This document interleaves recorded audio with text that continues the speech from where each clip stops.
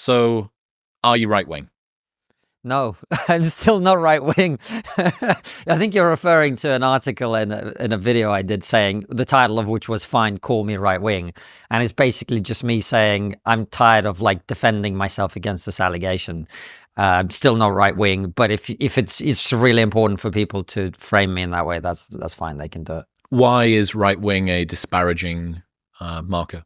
I think the political realm in which we operate is the framing is, I think deep down, if people are honest, it's like the caricature of the left is that they're wrong but well-meaning, and of the right is that they're like factually more correct but evil, callous and evil and cruel and nasty. And so even if you're right, you're still wrong. Kind of that's kind of the way people seem to morally wrong. Exactly.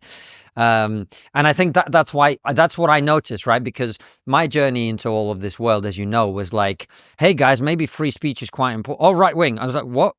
And then I just gradually discovered that, thinking that you should be allowed to speak freely makes you right wing, which when I was in my early 20s, George Carlin and Bill Hicks, these were my heroes when I was growing up, these great comedians who were getting arrested, like George Carlin, for routine, like the 7 words you can't say on TV or whatever it was.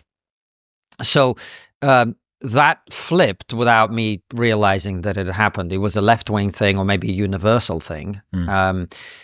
And then it became a right-wing thing. Then, thinking your country's not all bad became right-wing. And we can go down the list of all of those things. So I think that it's basically what a lot of people call you if what they want to do is discredit the things that you're saying, because they don't actually have a counter argument to what it is that you're saying. And we can't really be fully aware of somebody's intentions. So castigating, lambasting the moral foundation that it's based on, and saying, it's coming from a place of judgment or impoliteness or uncouthness or callousness or whatever, is kind of easy slime to throw at someone, maybe. Yeah, and it makes people question people's motives, and a lot of people find people's motives more interesting than the results of the things that they're advocating. So if you go and try to create this beautiful utopia in which everyone's equal, and you end up killing 50 million people in the process, well, that wasn't real communism. You were well-intentioned, but you didn't quite live up to the ideals of this great philosophy. Whereas if you actually do things that work, but you have the wrong intentions or you're a bad person, then people don't seem as interested in that. And I find that quite an interesting thing, because I was in Hungary earlier this year, and they have a very actually right-wing government under Viktor Orban. And one of the things that I found out is they were very keen to deal with abortion in some way. They wanted to reduce the number of abortions in Hungary. But they looked around the world and they realized that abortion as a political issue doesn't work. It's an issue that actually loses votes for the right. Even if people tend to agree with the position, somehow it still ends up being a vote loser, and it's a bad thing to do. So what they've been doing, as you probably know, is pursuing very pro-family policies more generally. If you have X number of kids, you get this tax break. If you have this number of kids... If you have 3 kids, the woman never pays income tax again for the rest of her life. Exactly. And what they've found is, without actually legislating much about abortion, they've reduced the number of abortions in half, simply by pursuing policies that make families more appealing for people to have. Isn't that interesting, creating a positive vision for the thing you want as opposed to a negative vision against the thing you don't want? Exactly. That seems a very upside down sort of world. We've just come out of the US presidential election campaign. And in that, so many, whatever the most effective political ad of the last few decades was, we are not that. It was mostly about, we are not that. Yeah, Donald Trump is for you. But the entire thing was, Kamala Harris is doing this, trans surgeries for immigrants and documented, et cetera, et cetera. We are not that. They identified the binding together of an in-group over the mutual othering of an out-group. And I understand that it's effective. It's maybe even more salient to humans to go like, well, that's a threat. That's something that's not right, something to avoid. Maybe it even does bind us together more effectively, but it doesn't feel like a particularly hopeful view for the world. And I wonder if that can be adjusted a little bit and we can have a little bit more sort of upward vision as opposed to kind of backward defensiveness against other things? Well, I think if you look at the two campaigns that we just saw, I actually thought that, we went to the Nazi rally in Madison Square Garden. Yeah. Well, we were kind of there in the just like, let's see what's going on here capacity rather than joining in with the salutes. I would say, actually, if you dig down into the core of the Trump campaign, its message is actually very positive, I would argue, which was the "Make America Great Again" thing, and what we saw at the rally too. It was really about people who love their country and wanted to be successful. That's what I saw there. When I looked at the Harris campaign, or the way that she conducted interviews, or the way she responded to challenging questions, that was all entirely pivoting to how evil and wrong and bad Trump is. So by the end of the campaign, I don't think many people knew what she stood for. Whereas with Trump, at least, look, the political side of like, these are the bad guys, we're not like them, that's always going to be part of politics. But actually, I did think I came away from to my great surprise, actually, very relieved that Trump did win, and very hopeful for the world as a result, which is not a position I thought I would be in before the election, actually. But I think going to that rally really changed my mind about a lot of this. You introduced me a long time ago, not introduced me to Thomas Sowell, but certainly kind of repopularized some of those ideas. Mm-hmm. And one of the ones that I wanted to bring up is something I heard you say recently. We've replaced things that work with things that sound good. This sort of optimizing for optics over outcomes, maybe you could say, something like that. Dig into that a little bit more for me. Why is that a salient quote in the modern world? Well, what his quote about that, Thomas Sowell's quote about that, is that's the history of the modern West of the last 30 or 40 years. And I think it's universally true. I mean, we're sitting here in London, for example, where the mantra is, diversity is our strength. And the more it's evident that has flaws in it, the more we double down on the statement, right? So a lot of this is sloganeering versus reality. And I think it's really been amplified by social media to a great extent, because I think things that are not possible in the real world are possible online. Online, you're an avatar, which can change its sex. It can change its everything about it. You can be effectively whoever you want to be online. You can make statements that are never stress tested. Correct. They're tested only by whether they get likes or they don't get likes. And you see this on the left and the right. There are things both the far left and the far right will say that are absolutely not in any way related to the truth, but they're very appealing to people's feelings. And so they'll do that. Look, the reality is the truth is very unpopular. And it always has been, because the truth is messy, unpleasant, complicated. The truth probably doesn't agree with you on a lot of things, just necessarily because it's not going to fit exactly to the worldview that you have. So it's very unpleasant.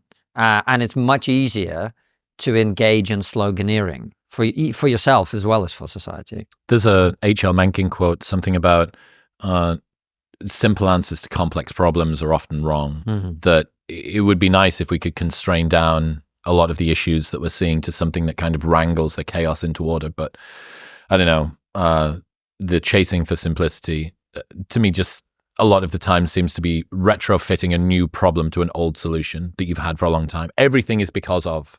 And this, again, happens on both sides. Yeah, and I think usually the easiest telltale sign of working out that someone's full of shit is if they have a single explanation for all the problems that they identify, and they're not willing to recognize the trade-offs in these situations. So I think, in answer to your question, why is this happening? Even more so now. I just think we live in a world where we're much more governed by emotion and feeling than we are by the hard. I'm reading Churchill's diaries of World War II right now, and it's funny to the extent to which the stuff that he clearly takes for granted in describing things is now would now be completely abhorrent to our sensibilities. Well, for example, one thing I actually didn't know was, the evacuation of the British Expeditionary Force from Dunkirk. People would have seen the movie. That only was possible because there was a unit at Calais, which is further south of Dunkirk, which was basically ordered to stand to the death. So we were like, we're going to sacrifice all these people. They're going to die so we can save these people. And they did? And they did. Wow. Do you know how many people died? I don't know, but they fought almost to the death. Then they pulled out the commanding officer. They gave him a direct order. You have to get on this boat and leave your men behind because we're going to need you later. And then they allowed the small remnants of the British unit to surrender, right? If you look at the way we talk about many conflicts that are happening at the moment, there is no recognition that casualties are part of conflict, for example, right? This has now become completely abnormal to our way of thinking. And so there are lots of things in which we've moved on to this illusory world that exists in our heads in which everything is supposed to be perfect. Therefore, if it's not perfect, it's someone else's fault. That's there are no solutions, only trade-offs. Right. Insight from Soul again. Why, I've been pretty obsessed with that quote over the last couple of months, actually. Why is this compulsion for perfection or hatred of small flaws? What's the driving force or dynamic behind that, do you think? Is there something so here's my theory, here's my pet theory before maybe you give yours. If we can predict the weather in Venezuela tomorrow, if we have been able to get planes to fly in the sky and put them out on the moon, why is it that I need to encounter traffic? Why is it that civilians need to be caught in a crossfire during war? Why is it that we can't fully control a global pandemic, et cetera, et cetera? It seems like we have mastery in so many areas and yet not in all, which gives us a disproportionate impression of our ability of mastery over everything. That's my bro science theory. I totally agree with that. I think that is really it. And then if you drill down a little bit further into that, one other thing that's worth adding is that we're living through the era of mass customization. We have been for some time, especially if you live in America. And what I mean by that is, if you go to a drinks machine or a vending machine in the US, right, you can have, first of all, you've got 8 choices. You can have Fanta, Coke, and then you can have each one of them in 8 different flavors. You can have lemon Fanta or orange Fanta or raspberry, all of that, right? So you can, not only do we control most of the things around us, we get to choose exactly how we want it. You can, at your fingertips, you have, 100,000 pairs of different shoes that you could buy. Same with t-shirts, same. So everything that we now consume, we have a level of choice that's completely unprecedented, which gives us an illusion of really high levels of control over everything. It's not just that we've really kind of got on top of infant mortality and all of these other things. Not only that, you can design your baby. You can have your baby exactly the way you want, or you will be able to very soon. So in many ways, we are masters of our environment. So why can't we deal with this or with this or with that? And look, it's a noble and worthy thought. It just can't be taken to extremes when the reality is telling you this isn't working. And also, I think part of the other reason is, as I say, I think social media, I don't know if we've talked about this before. I think we haven't. Social media fundamentally changed the way politics is conducted in a profound way that I don't think anyone's aware of, especially if they're on the younger side of things. Because I remember a few months ago, maybe a year ago, I was bored in the evening, sitting around, and I was on YouTube, and this debate popped up between 2 people most of your audience have never heard of. William Hague, who was the leader of the Conservative Party in the UK at the time, or the deputy leader perhaps, and John Prescott, who was the deputy leader of the Labour Party at the time. And John Prescott was this blue-collar, working-class guy, couldn't put a proper sentence together to save his life and whatever. And William Hague, who actually is also working-class, but he went to I think he went to a grammar school, so he had this very posh, well-spoken accent. And it was the ultimate clash. But what happened was, because there was no social media, they were not pandering to that. They were not trying to pander to their audience. Farm and they were in the room together. And the way that whole like standoff, that debate was conducted, is William Hague would make fun of John Prescott for not being able to talk, basically. The late John Prescott, I should say. But John Prescott, to his great credit, he didn't feel like, oh, I'm going to get offended here and then I can get 10,000 retweets and talk about working class people and the snobbery. Blah, blah, blah, blah. He was like, well, on this side of the house, we may get the words wrong, but we get the judgment right. Right. In other words, it was a fight conducted on a kind of gentlemanly understanding that there are certain things that we don't do. Like a boxing match, you don't punch the other guy in the balls. And politics, to a larger extent, until first the 24-hour news cycle and then the social media environment, was really conducted in a somewhat different way. I'm not saying it was not nasty occasionally or there wasn't that going on, but the incentive structure was different, and incentives are everything. The incentive structure now is to do whatever it is that gets you the most attention. That is not necessarily the thing that gets the most constructive progress being made, outcomes at all. And that's one of the fascinating things. If you meet a lot of politicians, as I now do, you see them in an environment outside of the House of Commons or outside of Congress or whatever. They're not nearly as antagonistic towards each other as they pretend online. So they're tuning that up in order to garner support, to get attention, to get... Look at how I owned the Libs or the right or whatever, you know, you can insert your own even, thing I suppose, there. from an individual perspective, without how it impacts the other side. Look at how passionately I fought for our own cause. And look how much of a victim I am, which is increasingly a thing that's adopted across the political spectrum. Yeah, I read this great article by Gwynder a couple of months ago called "The Rise of Neo-Toddlerism." Did you read this? I haven't, no. So, I mean, it's kind of contained in the name that he talks about modern social campaigns being like adult toddlers. He says if every time that a toddler threw a tantrum, they got front page news and a ton of attention online, they would continue to do it. You know, even if a lot of the time they're being, I don't know many people that supported throwing paint over a Van Gogh painting or whatever, throwing soup over a Van Gogh painting. But they definitely generated a lot of headlines, and attention is kind of akin to, well, there's something's going on, like they're paying attention to me. Maybe this could be good. This could end up to people paying more care to the problem that I think is very salient. And I kind of get the sense that our inability to distinguish good attention from bad attention and just be able to, like, attention at all costs in an attention economy is always positive for the most part, unless it's like unbelievably negative comments that you're getting back. For the most part, people are just going to like, yay, my side, boo, the other side. So yeah, I think it reinforces focus on garnering drama, using drama to garner attention pretty much at all costs.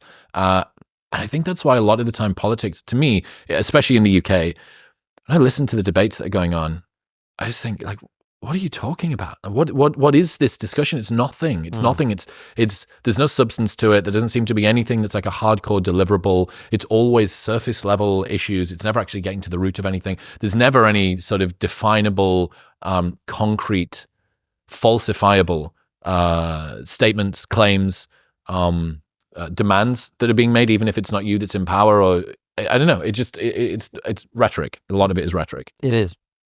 Sleep isn't just about how long you rest, but also how well your body stays in its optimal temperature zone throughout the night. And this is where 8 Sleep comes in. Just add their brand new Pod 4 Ultra to your mattress like a fitted sheet, and it automatically cools down or warms up each side of your bed. It's got integrated sensors that track your sleep time, sleep phases, HRV, snoring, and your heart rate with 99% accuracy. It even starts cooling or heating your bed an hour before your bedtime. And that's why it's been clinically proven to increase total sleep time by up to 1 hour every night. I've been using my 8 Sleep mattress for years, and I literally can't imagine life without it. I'm on the road at the moment in London, and it feels medieval to not have an actively cooled and heated mattress topper. It is a total game changer. Best of all, they have a 30-night sleep trial, so you can buy it and sleep on it for 29 days. If you don't like it, they'll give you your money back. Plus, they ship internationally. Right now, you can get $350 off the Pod 4 Ultra by going to the link in the description below or heading to 8sleep.com/modernwisdom using the code modernwisdom at checkout. That's EIGHT sleep.com/modernwisdom and modernwisdom at checkout. Trump victory. Do you think that a Trump victory can inspire a broader movement across the world. I think places like the US and Argentina have got their mojo back a little bit. At least it feels like that. They've kind of got confidence back. Is that just the post-coital glow of a election victory, or is there something more going on? Well, what's interesting to me was that, so we were in the US before the election, during the election, and after the election. And on the day of the election, we flew from Austin in Texas to LA. And all the people that we know in Austin were like, what are you doing? You're going to LA for the riots for when Trump wins. You know, there's going to be. And when we got to LA, and we were there on the night of the election, and then we were there for a week after, there was nothing. Nobody, there was no reaction of any kind. And I think that was because the scale of the victory was very, very important. It's like nobody can pretend that America didn't vote in this direction anymore. It wasn't Russia collusion. It wasn't blah, blah, blah. It was like Americans looked at this and went, on balance, we prefer this. I thought that was very important. As for whether that has a chance to spread, well, look, America is the place where we all download our memes, right? So I always think of the example of during the summer of BLM, when we had protesters in this country, in London, in front of police officers saying, hands up, don't shoot, in front of cops that don't carry guns. You just go, like, that's not a real thing. You've just downloaded the meme. Yeah. And you're misapplying it here about something that really doesn't affect British people in anything like the same way. And I think that possibility is there. I hope it's there. And by the way, I'm not someone who thinks that the Trump presidency is nailed on to be a positive thing for the world. It's not guaranteed. It's an opportunity. And it really fundamentally depends on whether he's able to govern and deliver the things that he promised to the American people. One of the fascinating things as well, and this is actually something Francis, my co-host on Trigonometry, pointed out, is if you look at the kind of the lineup of the Trump campaign, the people at the very top of that are all Democrats, former Democrats. Yeah. Trump, Elon, Vivek, Tulsi, RFK. They're all former Democrats, and so what you're looking at is not this super right-wing coalition. Actually, it was really a broad movement that won people over on the promise of a number of things: improving the economy, cutting government waste, closing the border, dealing with illegal immigration, and sorting out the geopolitical situation. That none of those things are particularly right-wing, actually. And he stayed away on the campaign trail from a lot of the more controversial issues, like abortion, for example. He was actually, very centrist about that. Now, if he can deliver on those things, if he can close the border and deal with illegal immigration, if America's economy is booming, and if, Elon and Vivek take an axe to the government bureaucracy and it's still standing and able to function in the same way that X is still standing after he fired 80% of the people, I don't see how that doesn't inspire people around the world. I don't see it, because if you look at all of the Western world, I would say there are two problems. They're not unrelated entirely, but they're very big problems in their own right. It's the demographic issue and the government debt issue, right? Almost every country in the Western world, there are some exceptions, is running close to 100% of GDP levels of debt. All right, we are so indebted.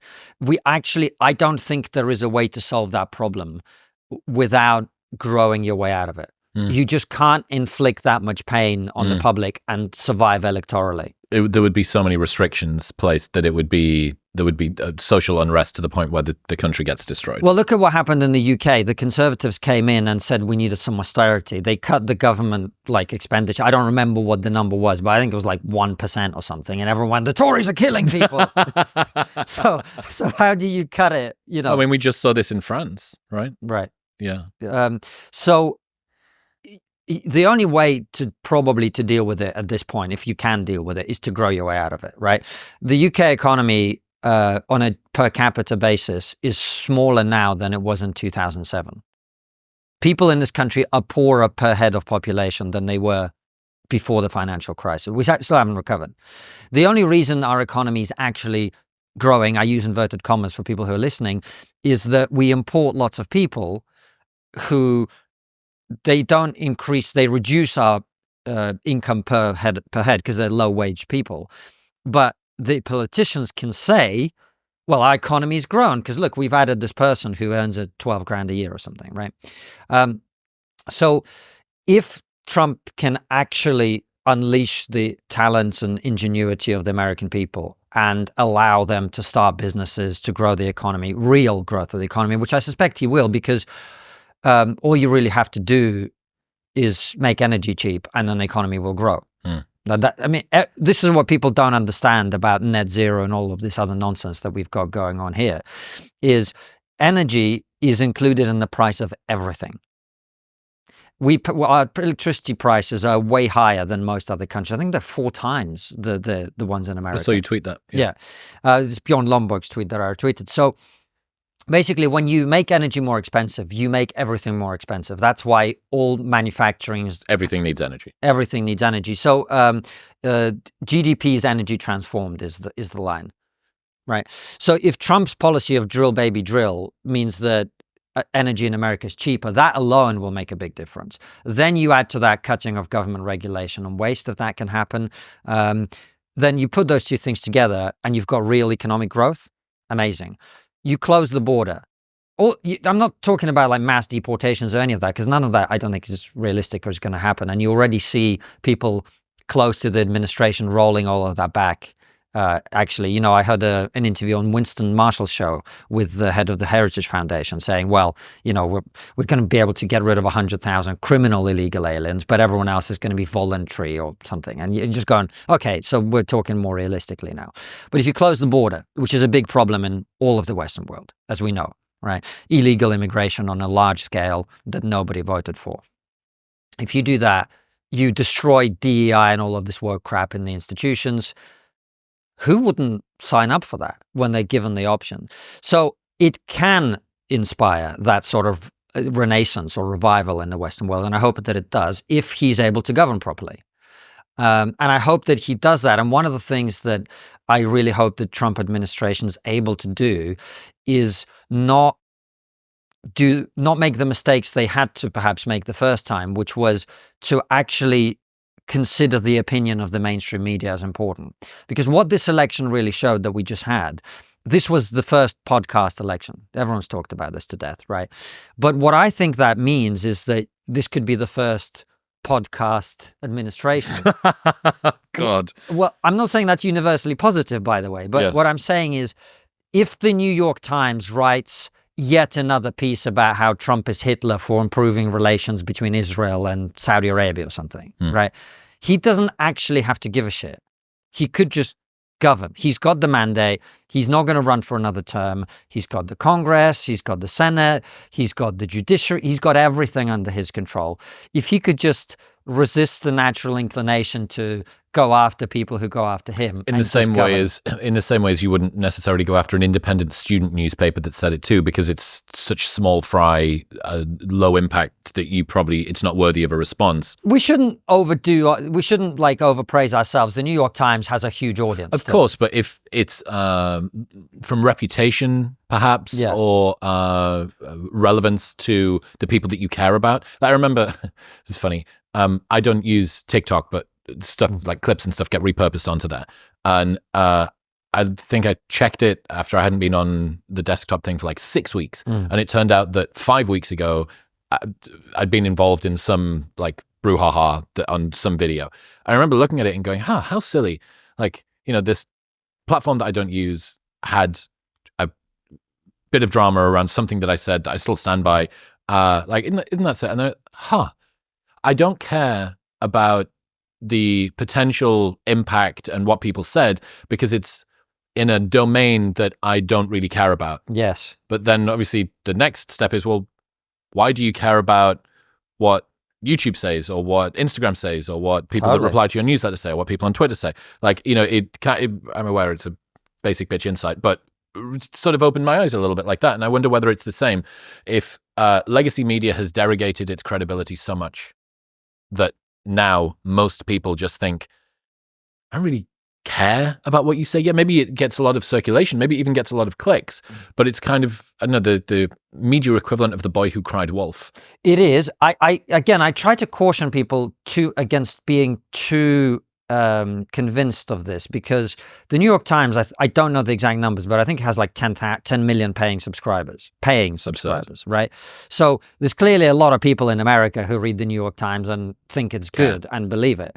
The point I'm making about Trump is, I think it's fair to say, I don't think I'm going out on a limb here to say that the New York Times doesn't like Donald Trump. I think it's fair to say that CNN and MSNBC do not like Donald Trump, right? So why would he care that they have said the same thing they've said about him 10,000 times already, instead of just governing? He's got the mandate. He's got everything he needs to actually govern. Just ignore those people. Just ignore them and govern and do the things. When I say ignore them, I don't mean do crazy shit just because you've got all the power now. I mean, deliver the things you promised to the American people. And that was the thing that irritated me about his first presidency. It was like, you can dislike Donald Trump, you can dislike the policies that he advocates, but if he's been elected, it is his duty to implement the policies that he ran for, because that's what people voted on, and you are now criticizing him for doing that. That doesn't make any sense to me. In the same way, like, if Keir Starmer in this country, who's a left-wing leader, implements the policies on which he was elected, I don't know what they are because he didn't articulate any during the campaign, but if that were to happen, then I'd be like, well, I can't complain. I can say I don't like these policies, but I can't criticize him for doing it, because that's what people elected him to do. So my point with Trump, just to finish the answer to your question, is if he can govern well and deliver the things that he promised, which is a strong economy, closure of the border, dealing with the woke shit, etc.,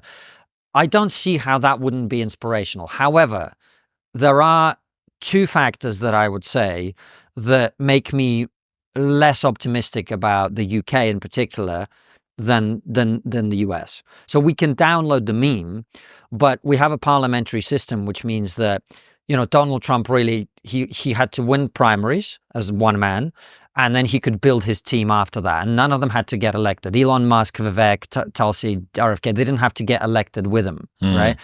In this country, you know, the closest thing we have to Trump is Nigel Farage.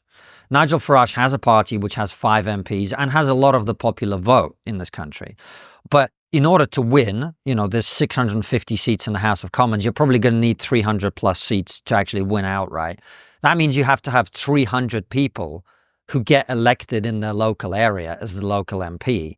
So that means you kind of need 300 little Nigel Farages, if that's the metaphor. That's very difficult. The other thing is, for all the talk about, you know, the American election being the podcast election, I don't know that the podcasting breakdown in this country is necessarily favorable to the center right or the center or the... Well, who do we know in this country? Boris went on Stephen's show. Yeah.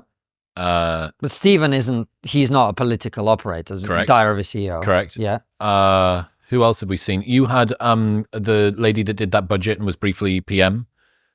Liz Truss. Yes, you had Liz Truss. You did. Yeah, we had her on. And we had Suella Braverman on. Yep. I mean, except for you guys, I imagine James O'Brien probably has some people on every so often. Well, there's a couple that you're missing. Rory. So Rory, Stewart, and Alistair Campbell. We've had Rory on the show. I like Rory as a person. Mm-hmm. I don't know if you followed their coverage pre-election. I followed it with great interest. Yeah. Yeah. So they were. And again, this is not an attack on them as individuals, but they were wrong about everything.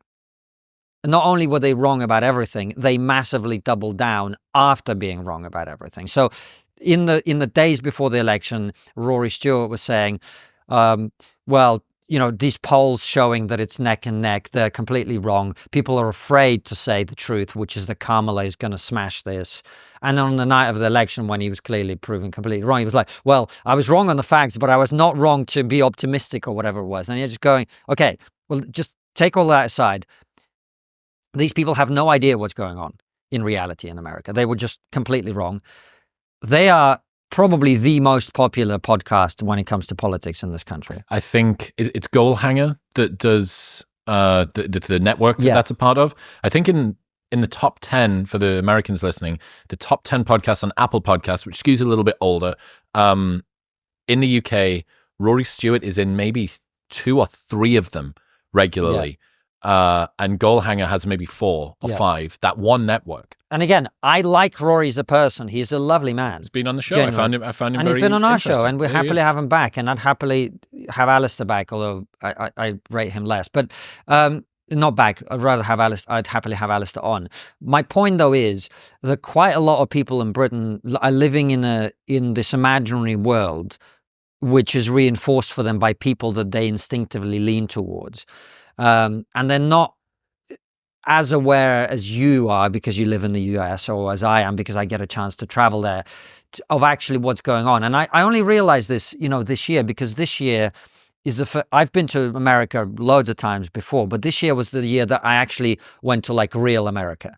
I've been in Utah, and Oklahoma City. Fuck me, that's real America. And Tulsa and El Paso in Texas and Fort Worth and Sugar Land and all these other places, as well as your DCs and your New Yorks and Nashville's and all of that. I really had a chance. Colorado I was in, and I traveled around it. So I got a chance to actually meet like real American human beings. And I realized that the reason that people in the West, in Western Europe, don't understand what's happening in America is because they've never been there. So if you are a BBC journalist, what is America to you? Well, America is what people like you, i.e. the media elite, tell you that it is, right? And then if you go to America, you go to New York, DC, or LA. These are all places that are massively Democrat. They're super dominated. I think Washington, D.C. voted like 92% for Kamala Harris in this election, something like that. So you end up in these places that are not, whether you think, Democrats are the best or the worst or whatever, it doesn't really matter. My point is, they spend a lot of time among people and in places whose views are not representative of the country. And so when you are a British citizen watching the news, you're really watching people who are deeply embedded into an echo chamber, whose echo chamber also tells them that their opinions are the virtuous ones to have. Mm-hmm. And so that, to me, it's therefore not surprising to me that you even have prominent Tories in this country who are saying they're pro-Kamala. Right? It's very difficult to stress test that. You mentioned sort of Trump has the opportunity, very clear set of objectives.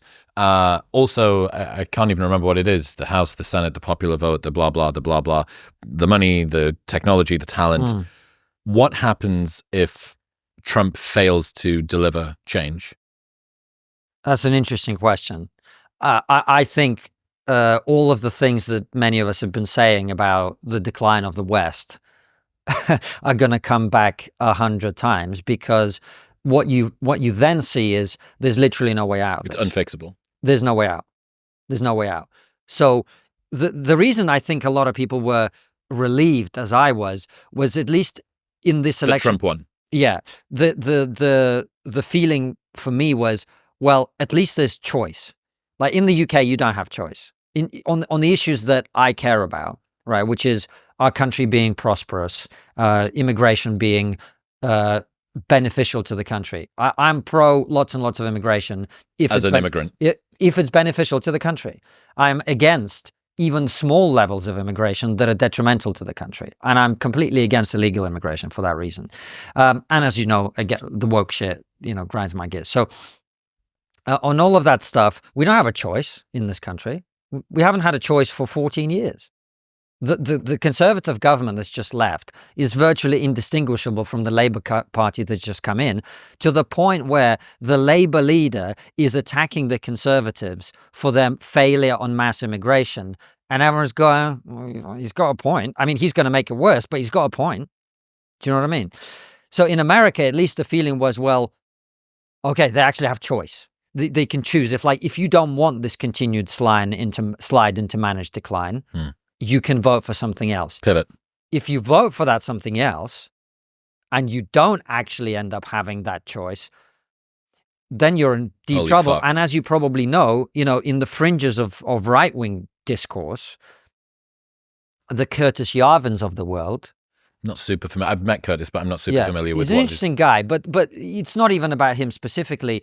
There are a lot of people who up until this point were increasing in profile because they were saying something that I don't necessarily agree with, but I see the logic of, and that is, what good is democracy if you can't vote for the things that you want? If you can't vote your way out of this, is that democracy or is that a fake democracy? And therefore, if it's a fake democracy, then you're not living in a place of choice. You're living in a place where there's a tyrannical authoritarian structure that's telling you, you must have net zero, you must have woke, you must have DEI. It's just got a much more sophisticated delivery mechanism that makes you feel like you're playing the game. You're living in the matrix, right? You're being given this soma, whatever you want to call it. You're being given this drug that makes you feel like you're living in some on a piece of ballot paper. Yes. But actually, you're living in hell in which you're stuck with the things that you hate. And even if the majority of you get together and vote against this, it will still happen. The same outcome occurs. So their argument is, democracy is not working. Why don't we look at alternatives? And alternatives are, that's why that explains the fascination that, as I say, fringes of the right increasingly have with the Putins of the world. Because it's like, well, this is like a strong man who actually fixed his country, And if Trump fails, I don't see why those voices wouldn't get louder. That's very interesting. I can't see a logical reason why that wouldn't be the case. Do you?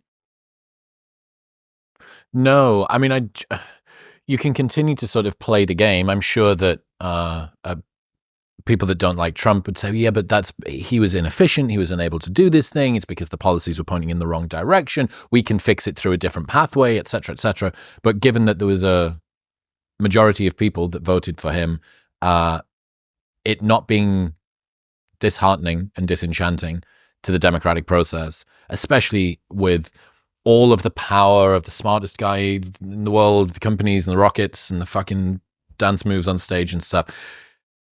What else did you want? But yeah, I'm fascinated by that question. What happens in 4 years' time if change hasn't been delivered? If you can't fix it when you've got the Senate, the Congress, the popular vote, the tech bro oligarchs, David Sachs, you've got a lot of the new media on your side, which is so powerful now in America.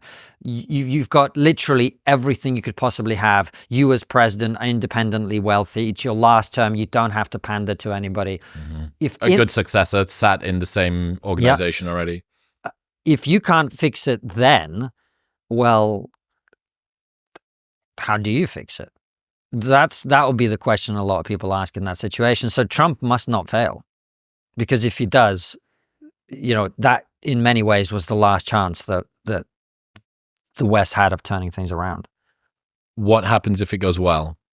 You mentioned about Trump has the opportunity to hard reset sort of the Western world. I think if he does well, if the economy grows rapidly and sustainably, if he closes the border and deals with illegal immigration and crime, if he ends DEI and all of this neo-racism in the institutions, if he makes energy cheap, if he ends the foreign conflicts that he promised to end, I think that is something that is that's undeniable proof that that movement offers is better than what we had. That's why people voted for him the way that they did. And that means that will give massive inspiration to people around the world, especially the Western world. I think that's undeniably the case. Do you think it would give inspiration to the UK? I think it will. That does not mean, for the reasons that we already discussed, that will necessarily... That does not mean that will necessarily result in a political victory, but that will give inspiration to people around the world, for sure. Something that I actually thought about this. I was in Brisbane on the day of the election, so I was moving seamlessly from my workout playlist to the Daily Wire's live stream, like just switching between the two. It's 1 p.m. or something on a Wednesday for me as I'm watching results come in slowly. And as it became increasingly likely that it seemed like a Republican victory was afoot, I actually thought about you and your position, your particular distaste for right-wing snowflakes. And I wondered, being on the outside for the last 4 years or so allows you to have this sort of anarchistic, rebellious, sort of sexy problem identifying, but not needing to be solution proposing sort of group. I wondered whether you thought there's an opportunity for that right-wing snowflakeism energy to appear more or less now that that side is in power. I wondered if you considered that. Yeah, I think actually what Trump's election will do, and I really realized this particularly when we went to the Trump rally in Madison Square Garden, is I think it, if he's successful in particular, it has the power to entirely deflate that fringe of the right that has become very much like the woke left in the way that it operates, the cancel culture, the identity politics, the grievance mongering. Trump, one of the things that those people are obsessed about is Israel and Jews. Mm-hmm. And Trump is the most philo-Semitic president the United States has had for decades. So, and he doesn't need them. And I don't think he's ever really particularly... Wasn't it interesting that on October 7th he was with Ben?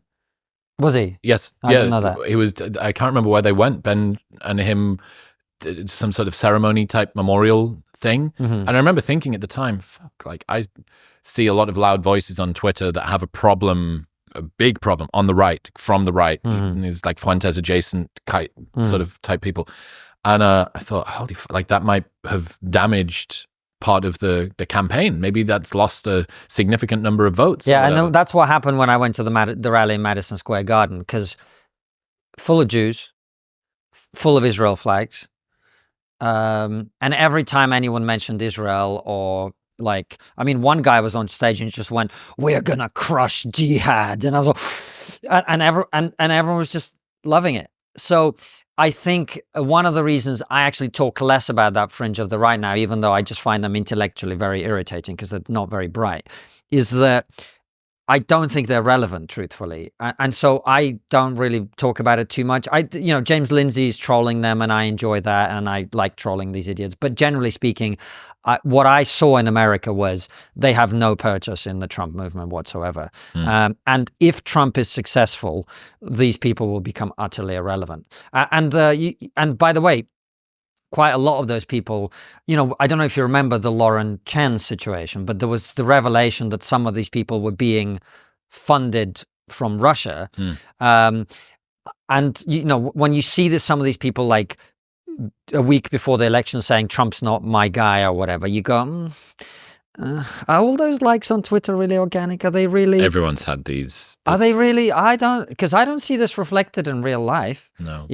I think when it comes to social media, our reality is being distorted in 100 different ways. And one of them is undoubtedly foreign operations. Yeah. Undoubtedly. Yeah. In other news, this episode is brought to you by Function. Did you know that your annual physical only screens for around 20 biomarkers? That leaves a lot of gaps when it comes to understanding your health, which is why I partnered with Function. They run lab tests twice a year that monitor over 100 biomarkers. They even screen for 50 types of cancer at stage 1. They've got a team of expert physicians that takes that data, puts it into a simple dashboard, and gives you actionable recommendations to improve your health and lifespan. They track everything from your heart health to your hormone levels, thyroid function. Plus, Dr. Andrew Huberman is their scientific advisor and Dr. Mark Hyman is their chief medical officer. So you can trust that the data and insights you receive are scientifically sound and practical. Getting your blood work analyzed like this would usually cost thousands, but with Function, it's only $500. And right now, you can get the exact same panels I get, plus bypass their 400,000 person waitlist by going to the link in the description below or heading to functionhealth.com/modernwisdom. That's functionhealth.com/modernwisdom.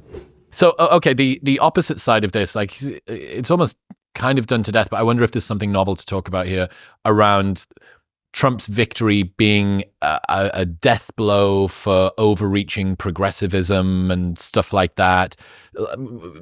We've been saying in one form or another, peak woke. It was summer of 2020 or whatever it might be.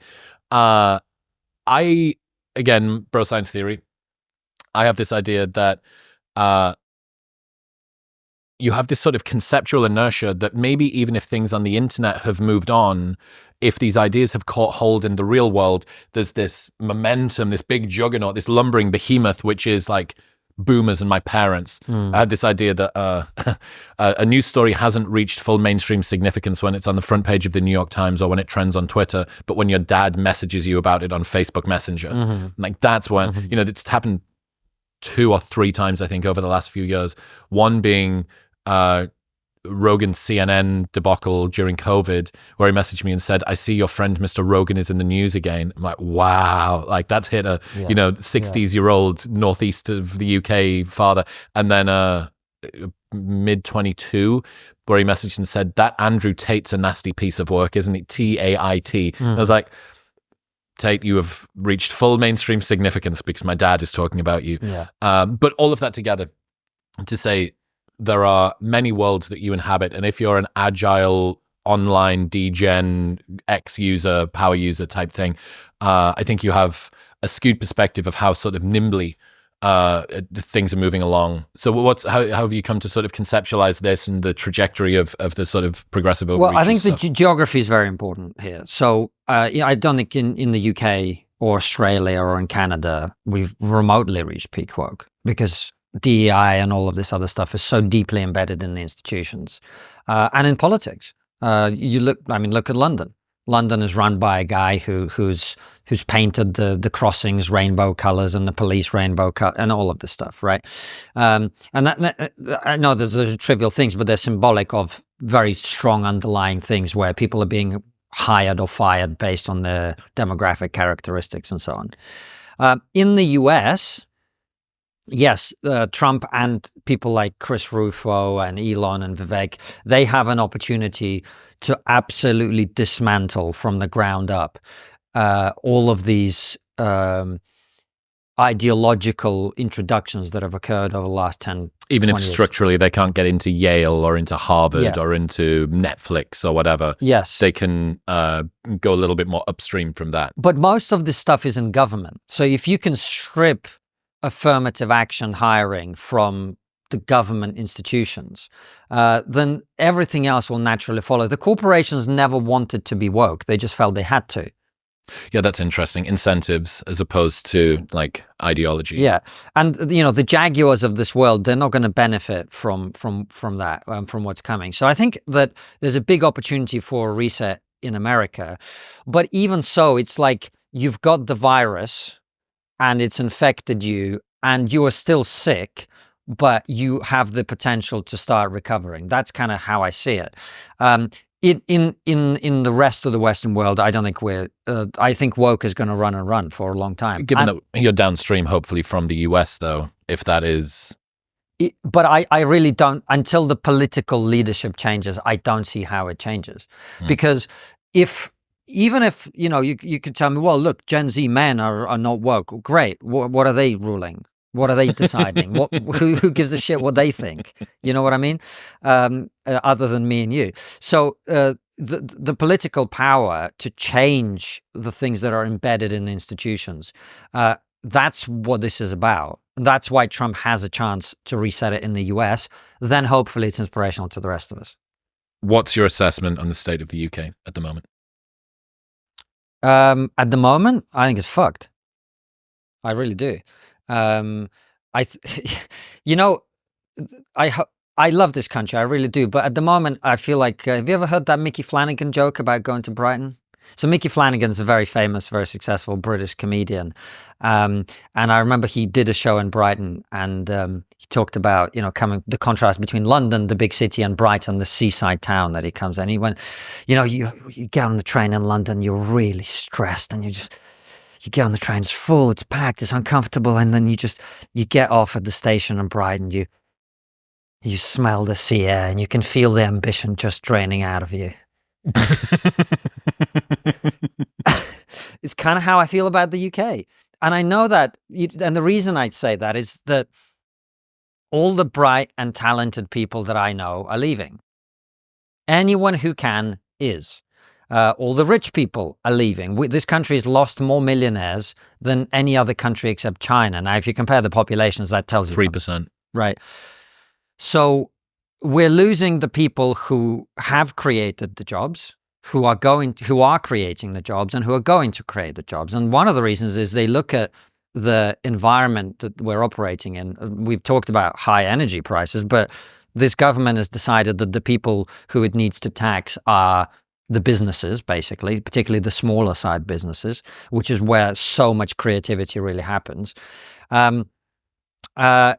And then there's all sorts of other things about infrastructure, housing, demographics that are going on that I don't, we talk about net immigration figures, and what no one really talks about is the fact that what we're actually doing is we're chasing out all the people who create wealth and have wealth, who pay the taxes, and we're replacing them with people coming in towards the bottom of the jobs market at best, if they're actually working at all. And so your net immigration figure of 900,000, that includes you having lost some of your best people and replaced them with people who are not contributing. That's very interesting. Yeah, net doesn't account for the cohorts that have gone and the cohorts that have come in, and it's probably not like for like. Yeah, and so everyone I know who actually had a successful business that's portable, they're moving to Dubai. They're moving to America. They're moving to all sorts of other places. And what they say is very simple. Well, look, I want my kids to go to a school where they're not taught that they're trans. I want to pay reasonable taxes, which in some places is like 0%. I want clean, safe streets, which you do not have. Mm-hmm. I don't go on the tube very much these days, just from and I'm not in London that often, actually. And I went on the tube the other day. During daytime, it was like, I don't know, 5, 6 o'clock. And there was kids running absolutely rampant all over it, jumping over barriers, not paying, pushing each other on the escalators, smashing the stop button, like really causing genuine nuisance. And I watched the staff watch them jump over barriers and do nothing.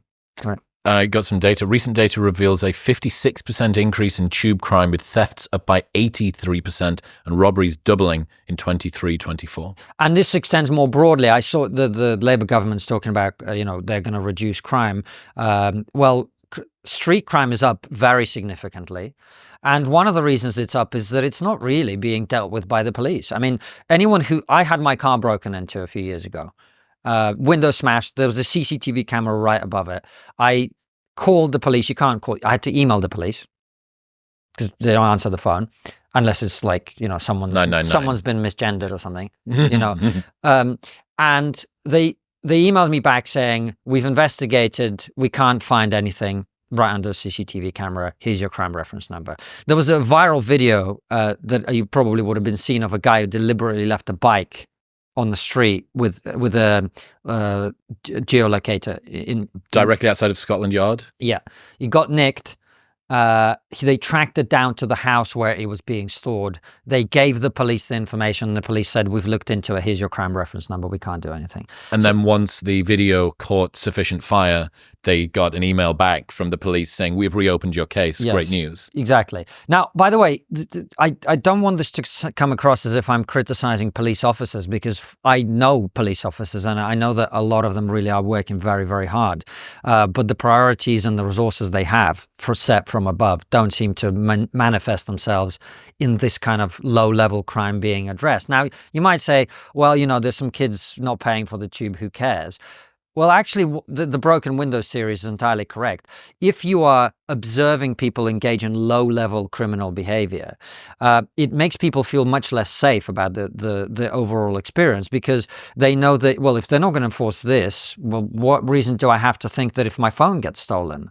The subtext is that more serious things also won't be looked at with care. And they aren't. I know people who've left because of single incidents. I know a really wealthy guy who left the UK because he was walking out of a restaurant in Mayfair with a nice watch on his wrist and his pregnant wife.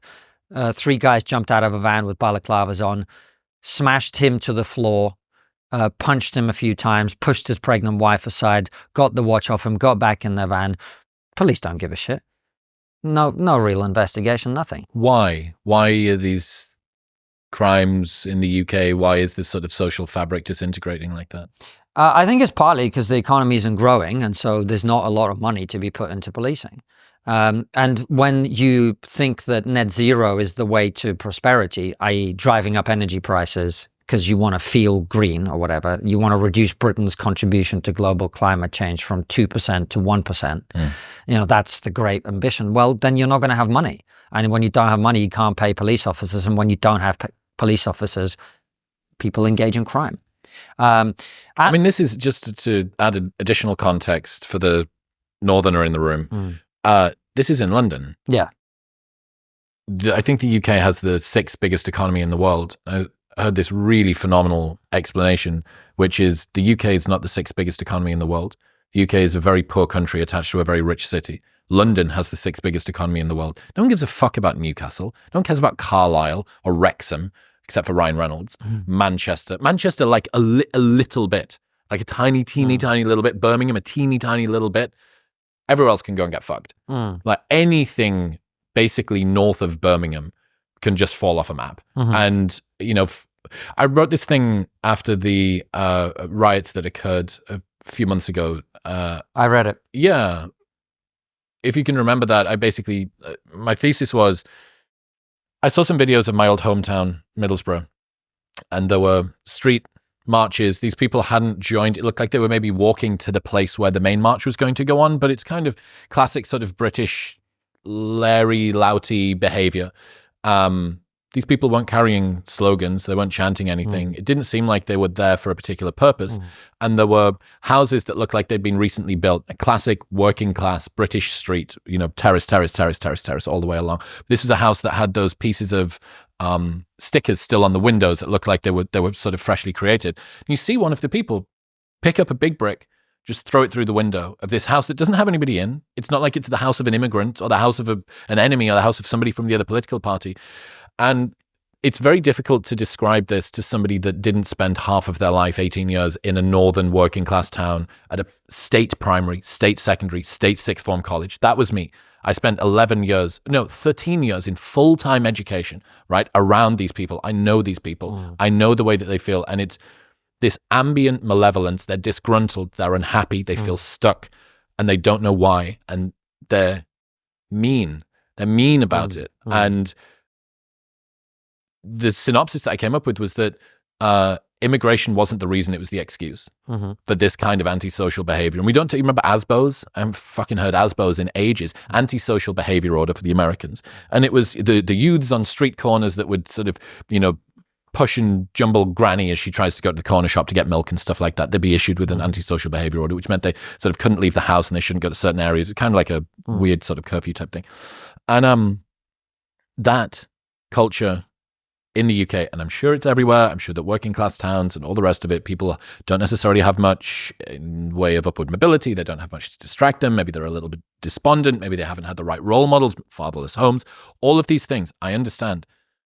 But that culture in the UK is so fucking self-defeating because it is a gravitational well that keeps people stuck to the floor as much as possible, that this is as good as things are going to be, and the best use of your agency and self-authorship is to break things, not to build things. And I know that intimately well. This ambient malevolence, it's like the air before a thunderstorm starts. Yeah. And that was what I saw in that video. It really got to me. It's the first time that I've seen something on the internet that really got to me, and that really fucking got to me. So, yeah. I know what you mean, and I think the answer to that, and I know I keep banging on about net zero in this conversation, but the answer to that is to scrap net zero, because what those people need is meaning and purpose. And for the vast majority of working class men, the primary source of meaning and purpose is going to be a job. And when you have a job that is a meaningful job, that you're making something, you're building something, that you're making good money, that you're providing for your family, that you feel like you have upward mobility. And upward mobility doesn't have to look like I grew up in Newcastle and then I started a YouTube channel. Now I live in Austin, Texas. Upward mobility might be, I made 30 grand a year for 10 years and now I'm making 35. And now I've got a promotion at work. And now I own a home. I own a home, right? Most people really don't need very much to be happy, to be honest. And it's a tragedy that in most of the Western world, and especially in the UK, the thing that we used to consider then what is the American dream? The American dream is you arrive with nothing but the shirt on your back and your kids go to university, you have a house, maybe a small business, you pass it on to them, and their children are better off. Really better off.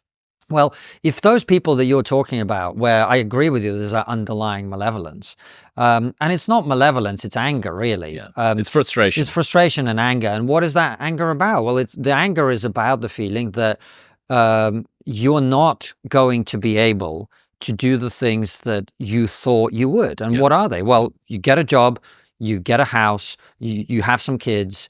They're going to be slightly better off than you. You're going to have dignity. You're going to have community. You're going to be respected. Meaning, mastery. Right. Now, if you have a society which has effectively said, we're going to do a green accounting trick. We're going to take your jobs. We're going to put them in India. We're going to put them in China, where they're going to make the same steel or the same cars or the same whatever that you used to make. They're going to do it dirtier. Of course they are, because it's a much less developed country. And then we're going to import that steel and we're going to import those cars back into the UK so we can pretend that we're green. Well, you combine that with this person no longer having a job and our economy, as I said, we're poorer now than we were in 2007. What did you expect? Yeah, disgruntled. There's this feeling, there was always this feeling, but I could never put my finger on it, of kind of being forgotten in the northeast of the UK. It was like on the outside a little bit, even within a community, on the outside of culture. Yeah. Even little things like the way that you were represented in media, like a story about Newcastle that hit the national press was like a whimsical fucking cottage industry piece or something like that. I said I was going to show you this video. Can we do one more thing on just that? Absolutely. So one of the things that we've talked about in the UK is like, well, we need to build infrastructure. We need to build transport links. And it's like, why do you need a better train line to nowhere? Yeah. And so what you really have to do is you have to, and that's why, I was talking to Mary Harrington, who I know you're a fan of too. She's great. At our Christmas party, actually. And she was saying something I really have been thinking about as well, which is, I think if we're in the offering solutions space, the solution for the UK is to accept the reality. That's always the first bit of the solution, is to accept the reality that, a slogan of "Make Britain Great Again" isn't going to work, because we're not going to recolonize India. Do you know what I mean? We're not going to rebuild the British Empire. What I think we could do, if we really wanted to, but this would require both a political and a cultural shift on a level that would be extremely significant, would be to recognize that over the 20th century, Britain went from being the center of Western civilization to being the provincial part of it. We're on the periphery now. Yep. The center of Western civilization after World War II, during World War II, I would say, shifted from Britain to America. We are now effectively the European outpost of American civilization. It's a great point. That's what we are. Yep. Now, what does that mean? Well, what that means is we have to lean in to that. That means we have to download the right memes from America. Instead of downloading the hands up, don't shoot meme, what we should be downloading is, okay, we want economic growth memes. How do you do that? Well, you're going to have to make energy cheap, slash regulation, etc. You're going to have to do the right trade deals with that world, right? What that means, all sorts of other things that we borrow from them and apply to ourselves, as opposed to thinking that we know best. We clearly don't. Otherwise, our society wouldn't be as screwed up as it is. And part of that is you're going to have to give people in deprived parts of the country work. Yeah. And you're going to have to find ways of employing them and actually creating things that are of value. And that means, yes, we in the UK may end up paying more for some of the things that they make, but that money is going to go to your neighbor instead of a perfectly nice guy in India doing the same job. Right? Yeah. But if we want our society to hold cohesively together, some of the extremes of the globalization process, that is the reason why those people in Newcastle are angry and malevolent, mean and nasty.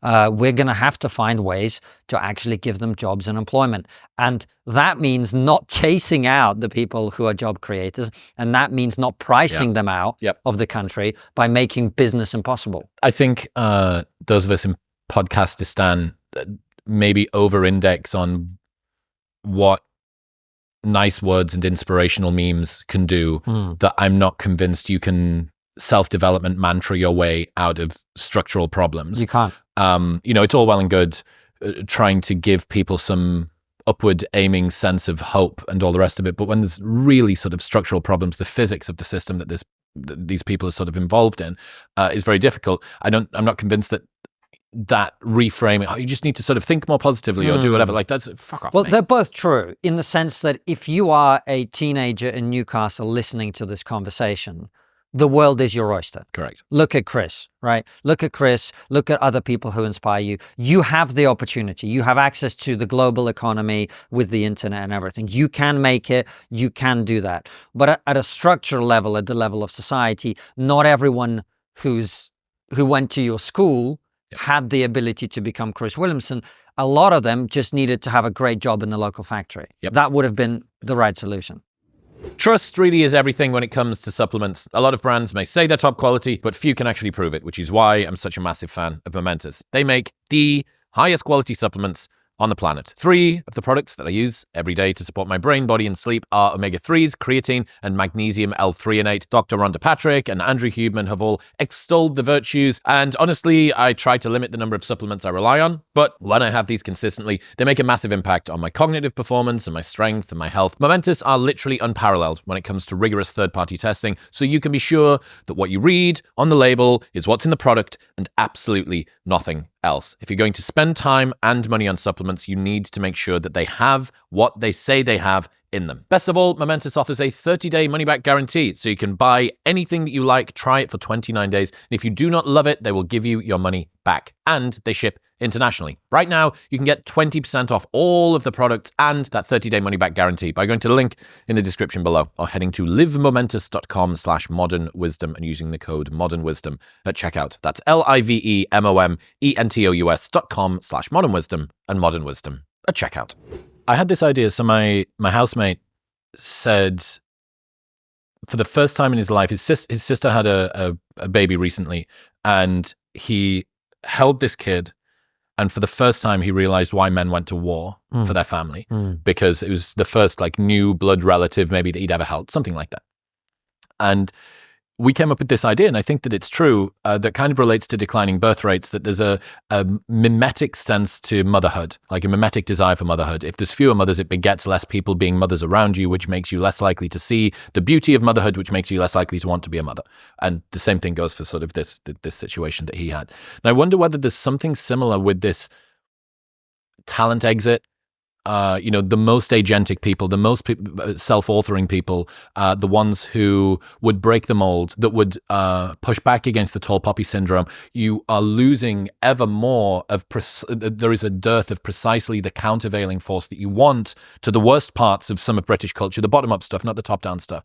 And it seems like a recursive cycle, and I appreciate that I have perhaps contributed to that. After 15 years of coaching maybe 1,000 18 to 25-year-olds in a desperate attempt to try and move culture, I'm like, pull the ripcord, like I'm going to go somewhere else. Anyway, I was going to show you this video. So this is a TikTok of an American guy who spent 6 months in the UK, in London, and he's describing his experience. I've cut a little bit into this, but he's basically said his grandparents were British. He sees himself a little bit as British, and this isn't meant to be as a dig at British people. So we'll have a watch of this. The people there don't seem like they're having fun.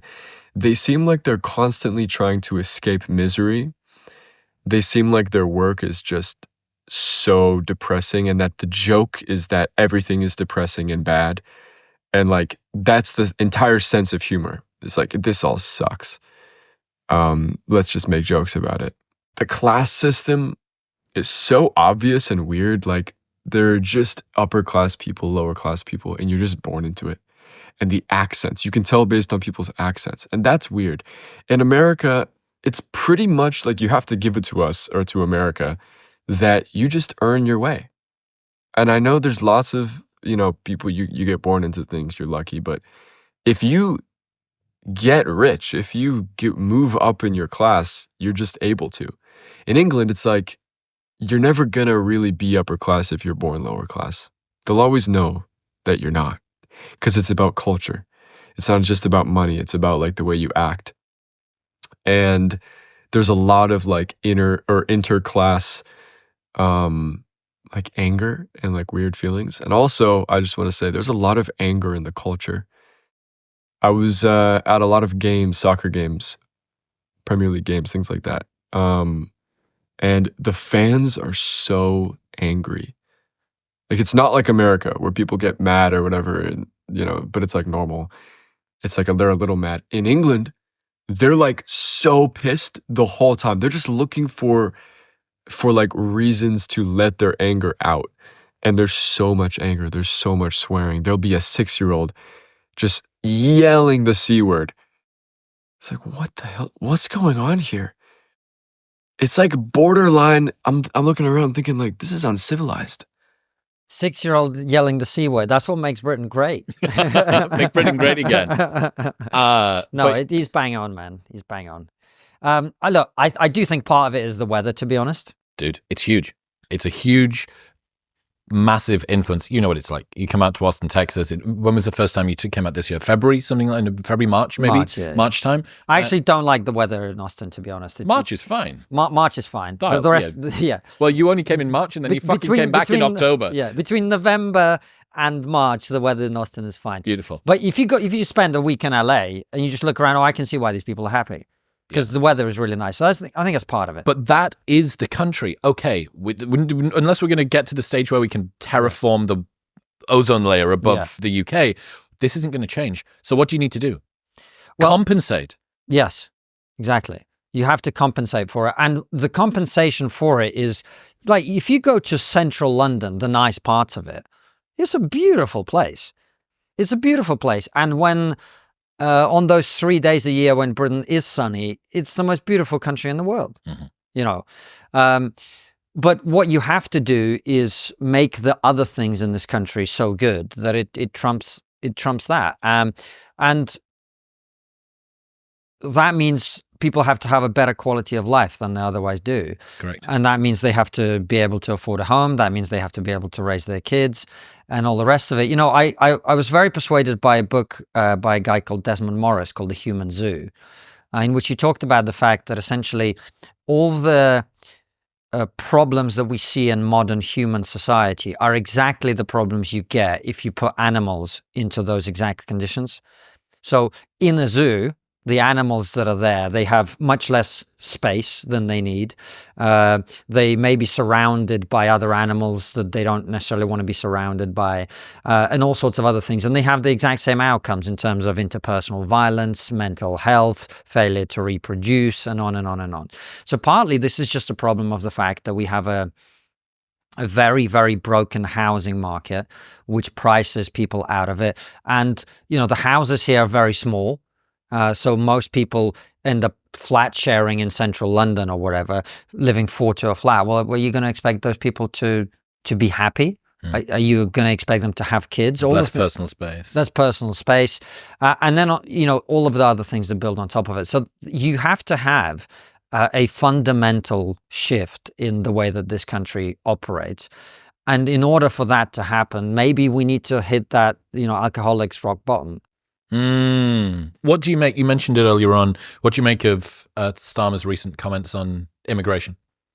Well, he's saying the Tories failed, which we all know is true, but I don't think he's going to make things any better. So I think this situation is going to continue the way it's been going because, as I say, we know this from having people like Suella Braverman on our show. We basically said, the reason I, as Home Secretary, the person in charge, could not reduce immigration was not actually the thing that most other people are saying, which is, the civil service doesn't let you, although I'm sure parts of that are true. It's that our own government didn't want it to happen. And the reason is they know that if we reduce mass immigration, we are going to have a problem with the economy. Because the headline figure will be, well, we're no longer growing by the amazing figure of 0.7%. Yep. We're actually not growing. We're going to have to be honest with the British people about that. I think that until people are prepared to be very honest, that's not going to happen. This is why I use the metaphor of, hitting rock bottom. That's, as you well know, that's when you actually confront the reality of where you are. Have you reached out to Dominic Cummings? He's coming on the show soon. Unreal. I mean, the most recent episode that I saw him, I can't remember who the podcast was, but he was talking about how, would you say, curated and fabricated a lot of the press governmental sort of press opportunities are people sort of walk down and they get the photo outside of 10 Downing Street and they're going, this is very, very important. And there's a script that's followed. It's like fake meetings, everything. There's very much a House of Cards style optics management thing. Who's talking about how basically most of the MPs consider that all they're doing is looking for their feature within the newspaper for that particular week. That's considered a win, not impact on the country, not doing good things for the electorate. And it's even more scary in the UK because in America, you kind of think about the sort of vanity pride. And I'm aware that that's just a stereotype. In the UK, you would think, well, no one even fucking cares. Evidently you do within the small bubble of Whitehall or Westminster or wherever it is that you are. But yeah, this over concern, and maybe this is fed into by the British predisposition, obsession with class, with what is my place within society, how can I ensure that I maintain, how's my optics management thing going on in image control. We are not attracting the best talent. Any talent that does get there is being perverted by bizarre incentives, and any change that does need to be made is curtailed by a combination of those two things, by the fact that there's nobody competent around you to fucking deploy it. And anybody that is competent is distracted by other things. In the same way as Americans rail against the fact that whatever percentage, some absurd percentage of time is spent doing fundraising, like more than 50% of the time is spent doing fundraising. I would guess something not too dissimilar happens in the UK, but around this image management, going to the right meetings. And Rory Stewart said this. Rory Stewart's book said this too. He describes in like exquisite detail the smell of these people. He says it's sort of like stale beer and cheap cologne, covered over with cheap cologne. And I don't know, these are the people that are fucking running the country that me and you have spent most of our lives in. This is the thing that a lot of people will say in response to this, which is, those that do remember the 70s. I don't remember the 70s. I wasn't born, neither were you. But what they will tell you is the reason Thatcher ended up being so popular is she came in at a time when literally the dead weren't being buried and rubbish was piling up in the streets, or shortly after that. And she created a country full of aspiration and drive and a willingness to do business and cut regulation and all of this other stuff. And this is why we talk about, the Trump victory has the potential, but as we've been discussing, there's a long, long way to go and a lot of things need to get turned around. My view on it is that it's my duty as someone who's an immigrant to this country, to whom this country has given a lot. It's given the opportunity to be who I am, to give it my best shot in terms, with the tiny amount of influence that I have, to do everything that I can. But I'm not wedded to the idea of going down with the ship. And this is the point I would make about, there's a lot of sneering about this idea of the talented and the wealthy and the successful leaving. Oh, these are mercenary people. We didn't want them anyway. A lot of them really aren't mercenary at all. A lot of them would have much rather stayed in the UK. A lot of would have much rather had their business in the UK. A lot of them would have much rather created jobs in the UK than in Dubai or in Texas or somewhere else. A lot of them would love to be here. But the problem is the only people who do end up staying are people who are either too rich to care. In other words, they don't mind paying 50% tax because they got so much money, they've got their children in a nice school or whatever. They're protected from most of the crap that the rest of us have to deal with. And so they just, enjoy going from the club in Mayfair to the house in wherever, and they have a great life. And there's no reason for them to leave. And then everyone else who can't physically leave because they just don't have the opportunity to do that. But the slice of people in the middle, a lot of them really don't want to leave. I don't want to leave the UK. I really like it here. What do you think you're going to do? I'm going to wait and see. But the point I'm making to you is people who are, by the fortune of the opportunities they have, not wedded to this country, but not rich enough or successful enough to be able to cope with what's happening. This liminal space of... That space of people are not mercenary at all. Yep. They are just being forced out. And if I'm one of them, I will hate and regret that, but I'm not going to stay forever in a country that I think is declining and going into degradation. Why would I? And particularly as a father. My wife and I, I'm 40-something years old. By the end of my, I will live out my life in this country comfortably, even if the crime and the whatever continues to go. I'll be able to afford to live in a part of the country or move further and out from the big cities or whatever, that I can live the next 40 or 50 years without really things being terrible. But why would I condemn my children to that when I have the opportunity to offer them a better life? And that's really the question that people will be asking. And the people who run our country and the people who make these decisions have to ask themselves, what are they offering to the next generation that's going to make them want to be here, as opposed to seeing this country, like many other countries have been seen in the past, as a sinking ship from which you want to escape? What are you doing to prevent that? That's the question. We'll get back to talking to Konstantin in 1 minute, but first, I need to tell you about Element. For the last 3 years, every single day, I've started my morning with Element. It's a tasty electrolyte drink mix with everything that you need and nothing that you don't. You might not be tired, you might not need more caffeine, you might just be dehydrated. Proper hydration is not just about drinking sufficient water, it's having the right amount of electrolytes in your body to let yourself use those fluids. Element contains a science-backed electrolyte ratio of sodium, potassium, and magnesium with no sugar, no coloring, no artificial ingredients or any other junk. It's a game changer. This orange salt, first thing in the morning, tastes phenomenal. And they have a no questions asked, unlimited duration refund policy, so you can buy it, try the entire box, and if you don't like it for any reason, they'll give you your money back and you don't even need to return it. That's how confident they are that you'll love it. Right now, you can get a free sample pack of all 8 flavors with any box by going to the link in the description below or heading to drinklmnt.com/modernwisdom. That's drinklmnt.com/modernwisdom.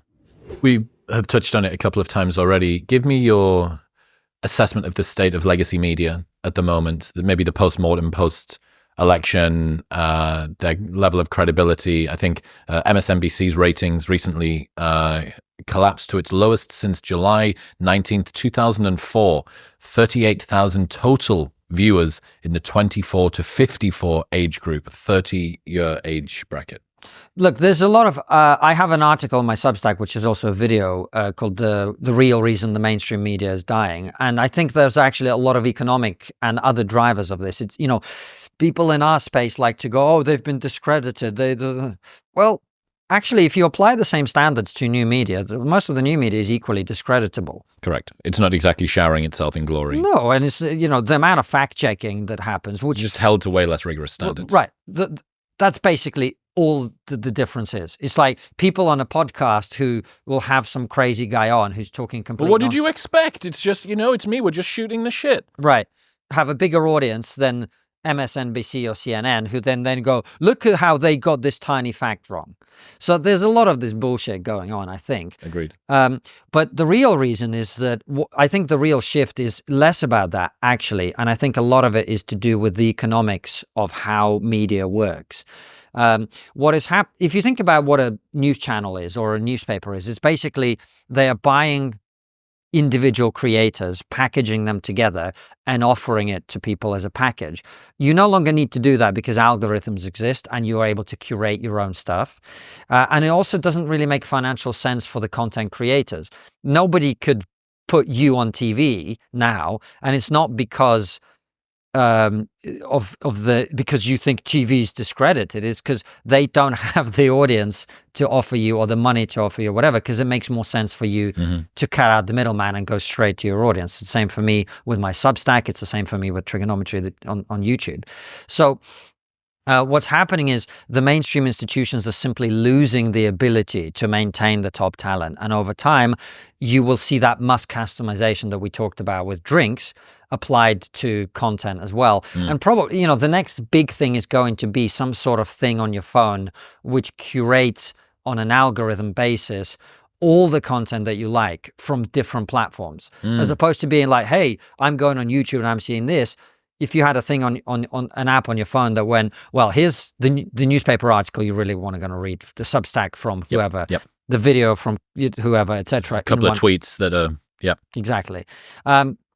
So the economics of the whole thing are changing, and there's just a lot more competition now. So people have way more choice, and so you can go to wherever your particular preferences are being pandered to in the best possible way, and you can get exactly the thing, or outrage, or whatever.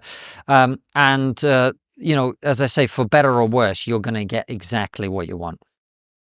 What's your thoughts on this? I guess trifurcating of social media networks. A lot of liberal type people leaving X over the last month or so. Some going to Blue Sky, some just swearing off of this altogether. The Guardian made a hefty exit note. I wonder whether they'll be back at some point.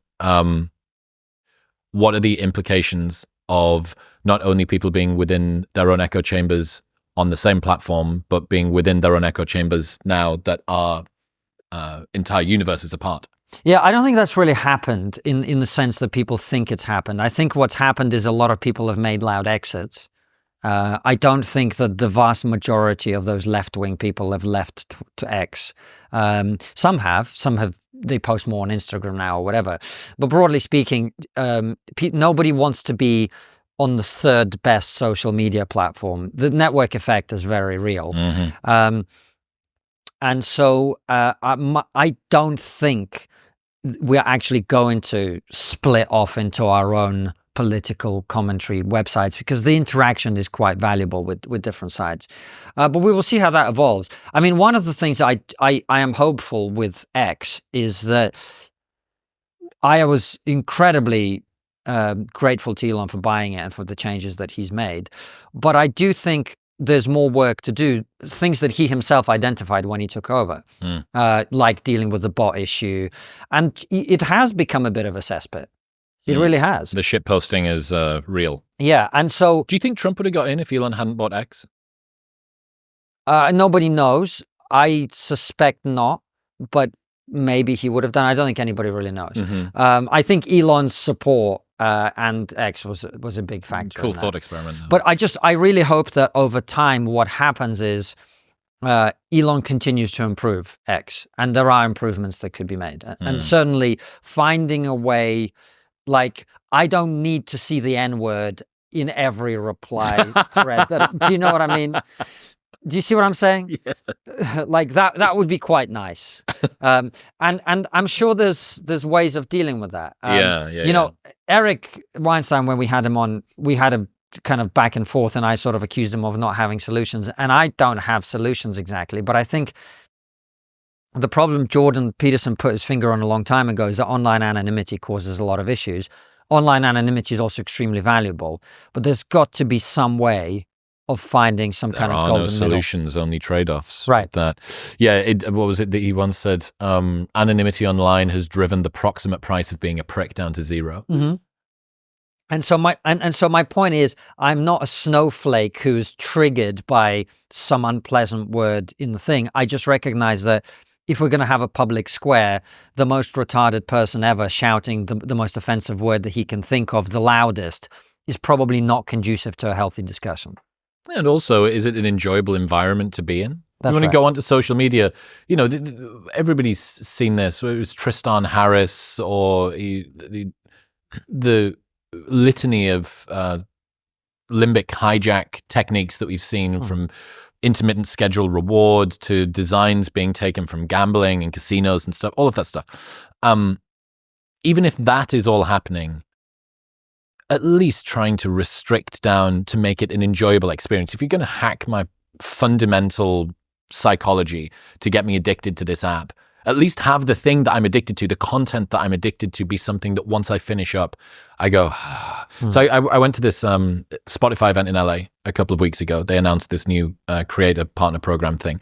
And I went there and I got to sit down with Alex Nordstrom, who's president. And he told me, Roman Wassermuller as well, who's like the head of podcasting, told me the same thing. He said, we want the hour that people spend on Spotify every day, no matter what it is, but they're specifically talking about podcasting. We want that to be the best hour of their day that they spend on their screens, that they look back at it and they have no regrets. And they think that made my life better when we leave. And I don't know how many other apps membership services and sites and stuff like that can say the same thing. How much did they pay you to say that?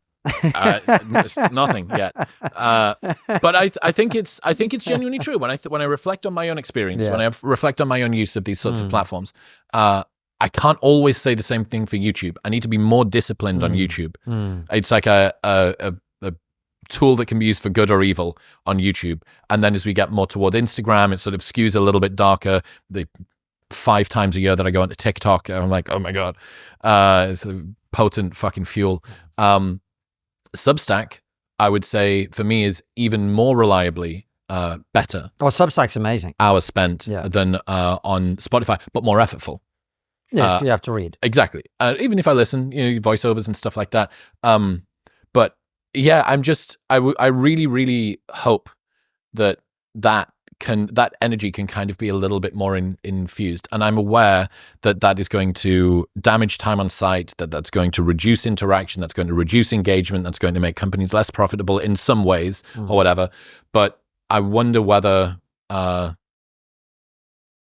the post-content clarity that people have after they've spent a bit of time on something can end up winning over outrage, triggering porn at all costs. And I that makes sense to me around, like, does every other reply? There is a lot of shit posting on X now, because it's like the shiny new toy where people can say pretty much whatever they want. And not that it's just not a superbly enjoyable experience as much of the time as I would like it to be. Should be able to be easily fixed. Should it?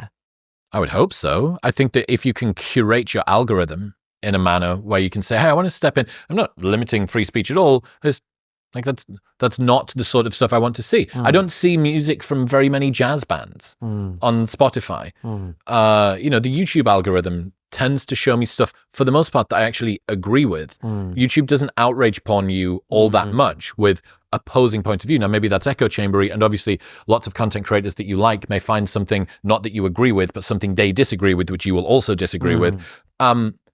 But I get the sense that there could be more work to be done. That being said, I follow 101 people on Twitter, which is a very good way to just constrain down reality to the point where most of what you see is fine. But I'm aware that that's a... And you can mute people who are rude or whatever, or block them. Even that, the muting and the blocking thing, Elon announced an update to that relatively recently, I think. Yeah, the blocking thing, people who you've blocked still see your stuff. Yeah. Odd. I don't know. I think it would be good. You tweeted about something actually that I missed. I've been largely offline for the last month, so I check in briefly, see what's going on, and then fuck off again. You tweeted about people removing pronouns from their X bio. What have I missed here? Is that a thing? Is that a trend that's going on? Yeah. A lot after the election, a lot of people, AOC did it, among other people,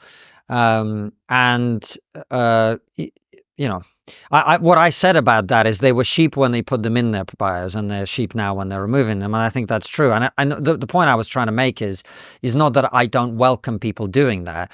The point I was trying to make is that a lot of people make decisions not on the basis of what they think is right or true or moral or whatever, but on the basis of what other people are doing. And it's an important thing to keep in mind when we talk about a lot of these social movements, because they're really driven by a very small number of people who seem to have currency or power in that environment. And that's a kind of reassuring thing in many ways about the possibility of change. We talked about the UK and how stuck it feels at the moment. Well, all it takes is a significant number of high status people to have a different perspective, and that perspective then becomes the dominant one, as we saw in America with the Trump election. So, but yeah, there is a readjustment happening in response to the landslide that Trump managed to secure. Yeah, I mean, we saw this.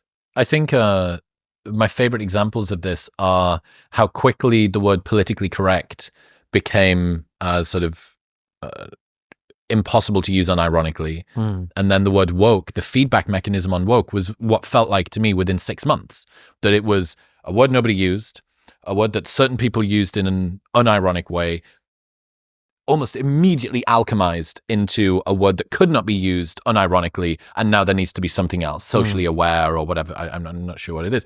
And that's one of the situations. I always question a little bit power of ridicule for creating social change. I think part of that is just that the UK's tried to sort of piss take its way out of many problems without much profit or success.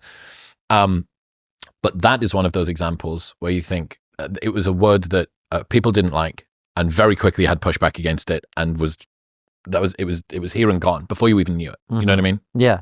Well, that can happen, especially when the underlying concepts are as ridiculous as they are. People will then use, and it was, you're right, it was very funny because you literally had people writing articles in The Guardian about why they're woke. And then like 6 months later saying, oh, well, these right-wing people are calling us woke. Yeah. You had this interesting perspective about a lesson that societies don't last forever, that societies and cultures and empires providing additional perspective when thinking about cultural issues. Obviously something pretty salient to you given where you were born. What is that additional perspective or insight, or what's the lesson that should be taken away from that? I can't remember who said this, but there's this very famous line that things that can't last forever won't. If something can't go on forever, it won't. And so when we look at the direction of Western society over the last 10, 15 years, we talked about it in the UK, we've talked about it in Europe, and to some extent in the United States, unless Trump really is able to turn it around.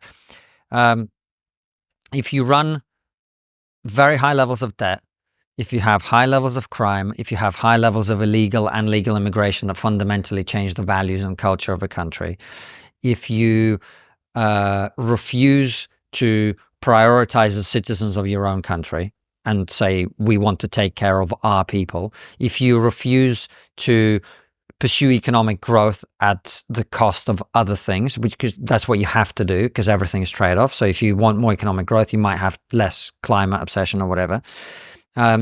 If you have a situation where young people can't advance, as we've talked about, if we have a situation where large communities of people don't have access to meaningful work, on and on and on.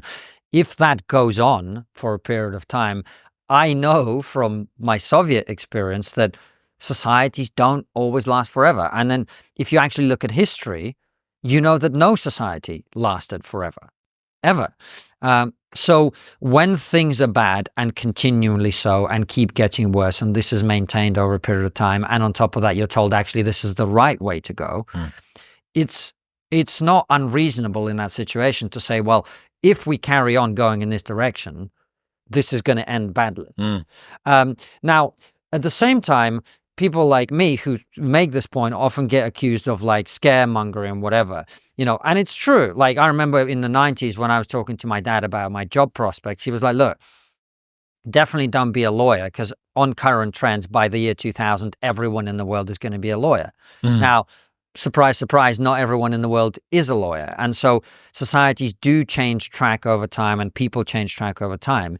But it's the job, I feel, of people like me who've had that experience of knowing that society doesn't last forever to remind people that like it's all our civilization is like a big Jenga block. Like you can pull some out and it will stay standing. But if you pull all of the cores bits out, it is actually capable of collapse. This isn't guaranteed to last forever. It's one of those people that takes their relationship, their significant other for granted over and over again, and they don't do the things that need to keep the relationship on track. And then one day, the relationship breaks down and that person leaves them. And I get it. You know, the vast majority of Western citizens are, historically speaking, very passive, very, very unwilling to revolt, very unwilling to engage in violence, very unwilling to overthrow the government, very comfortable by comparative standards to previous, centuries ago, where it's literally like, well, I could like die tomorrow of disease and hunger, starvation, because you're not looking after me, or I could try and overthrow you. Like, what do I really have to lose? Most people in the West are not like that. And so the people in charge are very insulated and protected. There's a level of comfort that sedates the populace from doing that. Yes, I get it. But you got to recognize that can change over time. And I would really like us not to push as far as we possibly can to find out where that line is, where you piss people off enough. Do you see what I mean? Why don't we just like... Is that a risk, do you think? Not right now, but it was in the summer. In this country, we had riots in this country from people who, as you rightly say, the media and other people tried to call them far right. I thought the vast majority of them were not even remotely political at all. Correct. So what does that tell you? It tells you that there's a significant body of the population who are very, very, very frustrated. There's some kindling there. Yeah. The kindling is undoubtedly there. And by the way, not just among those people. You saw from the Muslim community the feeling that we got to go and tool up and be in the streets to defend ourselves. Now, you have those two forces rising at once. It's not a good outcome. And so, no, I'm not saying, again, like when I had this, I don't know if you saw my conversation with this journalist about Elon Musk. It's a recorded conversation with him trying to interrogate me about why I agree with Elon that civil war. It's a video on our channel. It's done crazy numbers because he's trying to. It shows you all the sleazy old school approaches. Was it for your channel or for somebody else? For our channel. Who was it? It's like NBC journalist versus Konstantin Kisin about Elon Musk or something like that. And he tries to catch me out, and it really doesn't end well for him. But the broader point is, Elon said, looking at the riots in the UK, the logical conclusion of this or something like that is civil war. And I think he's right. That doesn't mean that I think we're there now. It doesn't mean that I think we're guaranteed to get there. And that we can't intervene. And it certainly doesn't mean that we can't intervene. I think the reason that Elon and I are both saying this is a possibility is we'd like it not to happen. But for it not to happen, things have to be improved. And my invitation to the people who have the ability to change things to the extent that they do is to recognize that, yes, we're not there right now, but you carry this shit on for another 20 years, you have no idea what the situation is going to be. Strange that sort of rhetoric is sometimes interpreted as a threat. It's like, this isn't me saying that this is an outcome that I'm looking for, but just like head in sand, this isn't an option, this isn't going to happen, you're being overblown. I don't know, man. You're right. But it happens in everything. You know this. Like, I actually know personally somebody whose mother went to the hospital because she had diabetes. And the doctor said, if you keep up the diet that you have, you will die and have very serious complications as a result of your diabetes because you're obese. And that person, who's my friend's relative, reported the doctor for being offensive or whatever. And this is what people often do. It's like if you say, if you only eat ice cream, you're actually going to get fat and be unhealthy. People sort of like, they blame you for telling them that truth. And this is the same thing. It's like nobody who's predicting that we're heading in the wrong direction wants us to be heading in the wrong direction. On the contrary, but you get blamed for warning about the things that end up happening.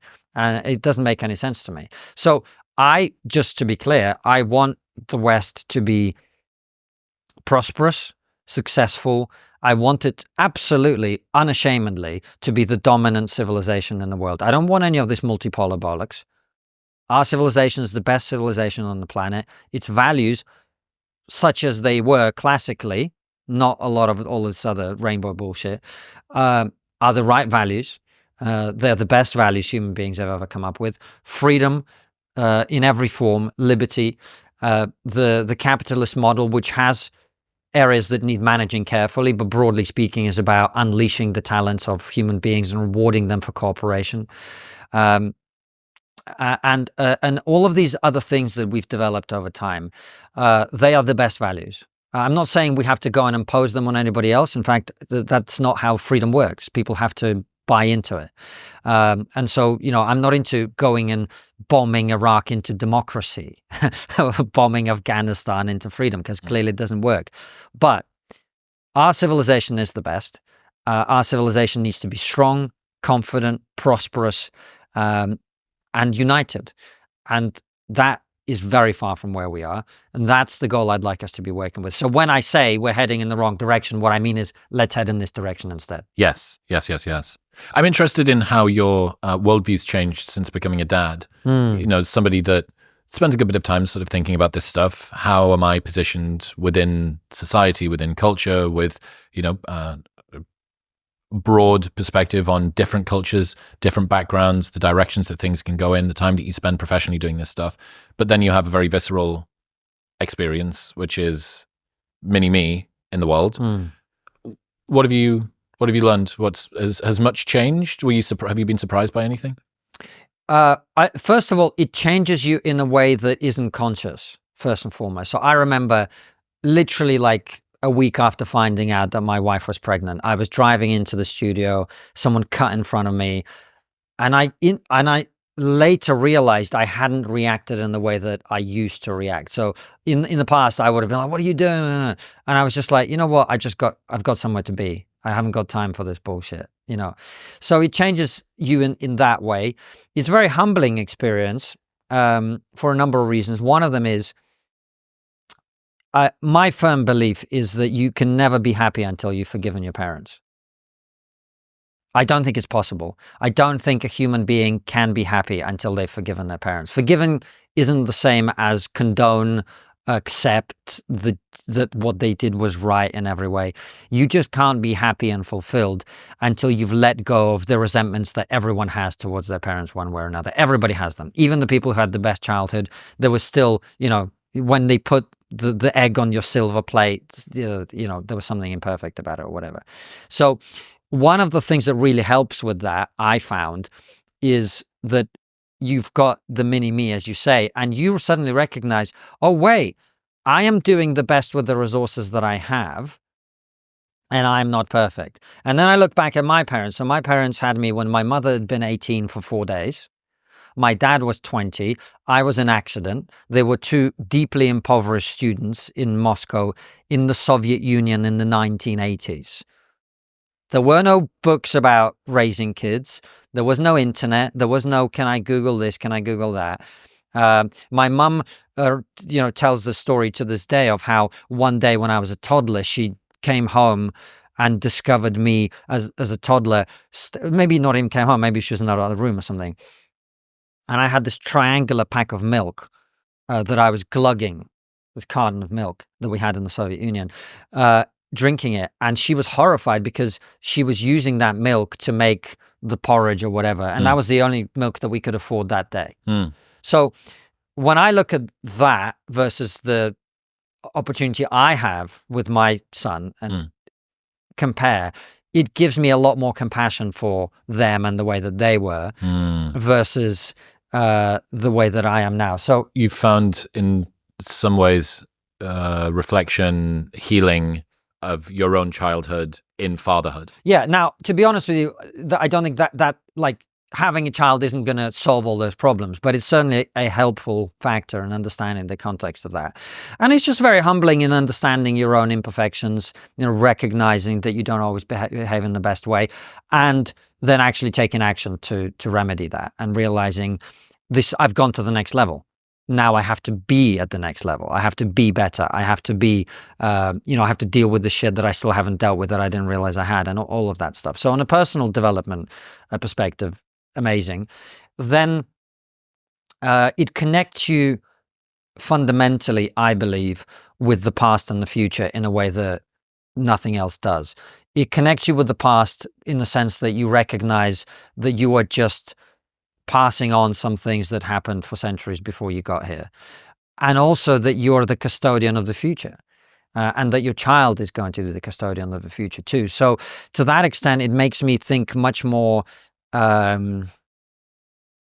inclusively about the country that I live in.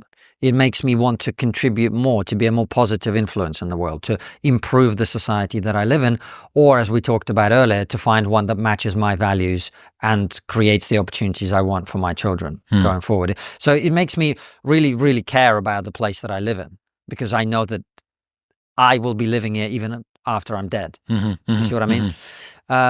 So that's another one. It also it puts a lot of strain on the relationship you have with your wife, because you've suddenly got less time together, more things are difficult, blah, blah, blah, blah, blah. And so that means you have to go to the next level as a couple. You really have to up your game together. And that's been really...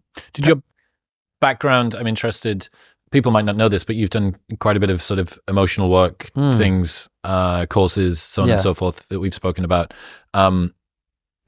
Two elements that I'm interested in, whether or not your inner work, emotional, personal development side stuff, you think that contributed to you maybe being a bit more robust as a parent for these, and also your time in the business, building up the business, like operationally effective as a person, managing, spinning plates, like having to deploy orders, there's none of the nappies that we need from this store, that like just that kind of logistical competence. Yeah, and the management of human beings too, right? I heard this great thing, just as an aside, I wanted to share with you, Warren Buffett's 3 things that you need in people that you employ. It was integrity, intelligence, and energy. And he was like, and people think that the worst you could possibly have is someone who's low integrity, low energy, and low intelligence. And he's like, that is not true. The worst thing you can have is someone who's high energy, high intelligence, low integrity. Yeah, working incredibly hard at making things worse. Yeah, or stealing company money or whatever it is. But anyway, yeah, of course. Jordan said this to me, actually.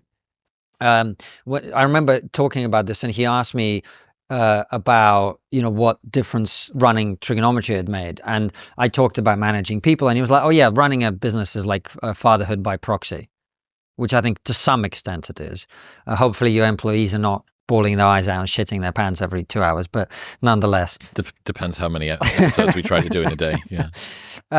But of course, you're more prepared. I mean, the one thing I say to everybody who asks me this is like, whatever it is that is lacking in your skill set, get it sorted before you become a parent. Like, if you don't know how to ride a bike, learn to ride a bike before you become a parent. If you don't know how to drive a car, learn how to drive. If you don't know how to manage your emotions, learn to do that before you. What was the thing, or was there anything that, in retrospect,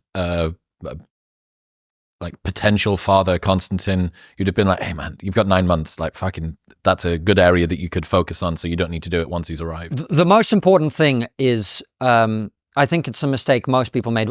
My wife and I definitely made it, which is once the child is born, you totally forget about your relationship, and you're just like, how do we like actually like keep this baby alive? And you don't go out on dates, and you don't spend time together with each other. The romance can suffer. It's not just romance; it's the connection. It's fundamentally the connection, and so there's a danger that you become business partners who are dealing with a difficult problem, as opposed to a couple who's like a couple, and then the baby is kind of there. You know what I mean? And so there was definitely a period where we didn't do enough of that. So now we're like having a date every week, making sure that we're spending time together. Having lots of conversations. Lots of flowers, lots of all of that. Just really making sure that the relationship is first, the parenting is second, in the sense that you can't really be a good parent if your relationship is not working optimally. So that's definitely very important. And then, I believe that all performance in every area ultimately comes down to how psychologically aligned you are with who you want to be. So whatever psychological issues you have, they are going to be the thing that affects whether you're a good boss or not, whether you're a good dad or not, whether you're a good husband or not, all of those things. So that feeling of continually working on yourself. I'm reading a book now that somebody in LA gave me about how to be a good husband. The next one is how to raise boys. The next one is, so that's where my focus is now, is how do you improve in those areas? And one of the reasons I'm so obsessed with that is it's like the impact is the greatest. A 2-year-old really takes on the lessons of whatever it is that you're teaching them. Very permeable sponge. Yeah. But perhaps irreversibly so. So you really want to make sure that you're like, you can't squeeze the crap out of the sponge again. So you want to make sure that you're at your best. Is that a motivating force for you? Already somebody who, like maybe lots of the people that are listening who don't yet have kids, upward aiming, self-authoring, agency, intentionality, all of those things. And then you think, I'm the RPM limiter is already bouncing off the top. And then you realize that there's 5 more gears that you could step into from a obsession, intensity, intentionality standpoint now that you're doing something for somebody else. Yeah, it's interesting. I don't mean to be picky with the metaphor, but it's not like there's 5 more gears vertically. It's not like there's a 6th and the 7th and an 8th gear. It's more like when you are one of the driven people like us and you're obsessed with your work and you love what you do and blah, blah, blah, blah, blah, it can be tempting to just go, well, there's this other area of life, which is personal relationships, where it's like, well, as long as I'm making enough money and being successful out here, Don't need to worry about that. I don't really need to worry too much about that. I fundamentally don't believe that, which is why, in some ways, I really admire people who don't have an amazing woman by their side, as I've been lucky to have, who are still able to be successful. Because I know that for me, like, there's no fucking way that would have happened, So I really needed to be pulled back into, like, as the success of our channel has happened and everything else, I've really had to be dragged back into, okay, this is a time to go back to the thing you did 10, 15 years ago, where you go, okay, the relationship isn't exactly how I want it. Let's focus on this. Let's work on this. And so I find life as like those 5 bars that you're trying to balance at the same time. And as this one goes up, this one is slipping and whatever. So I'm just trying to raise all of them at the same time as much as I can. And that means, I look at you traveling around the world way more than I could possibly do and doing things that I might not be able to do. And like I'm spending that time with my son. To me, that's a worthwhile trade-off. Mm-hmm. And then you'll get to that stage at some point where you'll be I can't wait.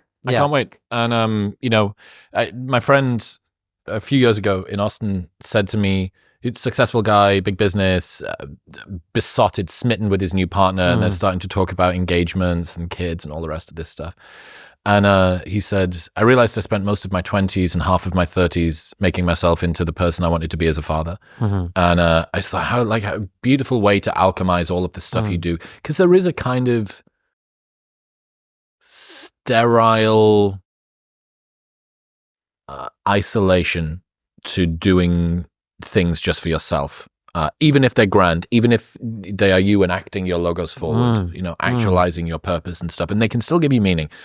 But there is, especially if you've got to some degree of success, which is maybe why people that reach success struggle even more so, because they realize that success wasn't filling the hole that they thought it would do. And there is a little bit of me that thinks, well, how great if you kind of get to benefit twice from this thing. You did all of this work because you wanted to fix yourself. And maybe the reason you wanted to fix yourself was to become successful so you could be validated and have social recognition and stuff like that. Maybe that's not like the most superbly virtuous alignment, but it sort of put you in the right direction. And then later on, you realize that all of that work has this additional second benefit, that somebody who wasn't obsessed to do that, regardless of what the motivation was, you now have this beautiful foundation that you can then pay forward. And I think that's a really lovely type of alchemy, I think. Well, it's that quote, I'll butcher it, but what does it profit a man to gain the world and lose his soul, or something like that? And the way I look at success is, what does it profit you to have millions in the bank if the people around you are miserable or don't exist? What have you, the fulfillment you get from family is incomparable. Now, if you're living in a bedsit and struggling to pay the bills, it puts so much strain on your life that it's very difficult to enjoy. And some people, are saints and are able to actually enjoy that in difficult circumstances. People always go, well, money can't buy you happiness. It can make it a lot easier to be happy. Mm-hmm. That's for sure. Poverty can make you miserable. Yes. And all money is a tool. So if you use that tool to solve problems that get in the way of your happiness, it can make you happy. My friend George talks about people that say money doesn't buy you happiness never met P. Diddy's neighbors. Different. You buy this expensive house, you realize it's next to P. Diddy. You spend a tiny bit more money, now you have earplugs. That it's very much how you deploy it. Yes. And so I think success, especially for a man, is a great thing to pursue. And one of the reasons is that if you want to be more successful, you're going to have to be better. You have to work on yourself. You have to get better as a human being. Hopefully. Not everybody does. But once you've got that success, and you are making good money and you're, whatever. It's something Jordan said to me when we were on tour together. He said, the best place to store excess resources is in your reputation. That's interesting. What's that mean to you? What it means is once you're doing well, the best thing that you can possibly do with the extra resources that you have is to help other people, is to make opportunities for other people, is to be somebody that other people benefit from knowing, is to be good to your family too, in some respects. So the resources that you have, whether it's money or connections or whatever, are really best deployed into other people around you, because that's how you're going to have the best possible life. And I think that's fundamentally true. It gives me way more joy to buy my wife something than to spend that money on myself. Correct. And the same for, seeing my son's eyes light up when something happens that we now can afford that we couldn't before. Think about this, I imagine as the recovering workaholic, or maybe still recovering workaholic,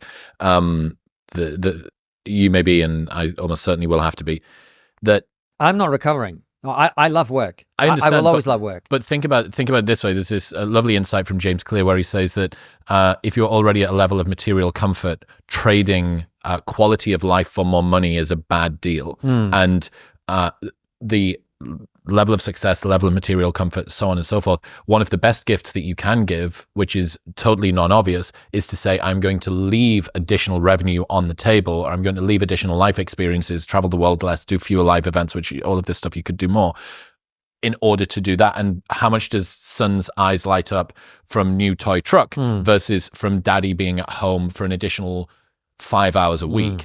And that's one of those sort of hidden metrics. It's never going to appear on a balance sheet somewhere, not objectively, but very much is something that you need to dedicate a good bit of time to. Yes, and I remember I had a very interesting conversation with Bill Ackman. It was a private one, but I don't imagine he would mind. He probably has talked about this elsewhere in public. Him and I were just having lunch. And his wife who's amazing in her own right, Neri Oxman. Oh yeah, she's like a super genius, like ex-model, PhD, fucking like interstellar person, right? She's incredible, lovely human being, just wonderful. They both are great people, actually. But Bill was saying to me, Bill is one of the most successful investors in the history of capitalism, and he showed me a graph where there was like a massive dip in the company valuation, and then it just goes massively back up. And he went right at the bottom, and he said, "This is when we got together." And he said, this is not an accident. He said, when your personal life is good, you inevitably succeed in everything else because it's the foundation from which you operate. And so that happiness and joy that he has from being married to a woman he is clearly just passionately in love with, who's great for him, he says that is a big part of his business success, and I have no doubt that that's true.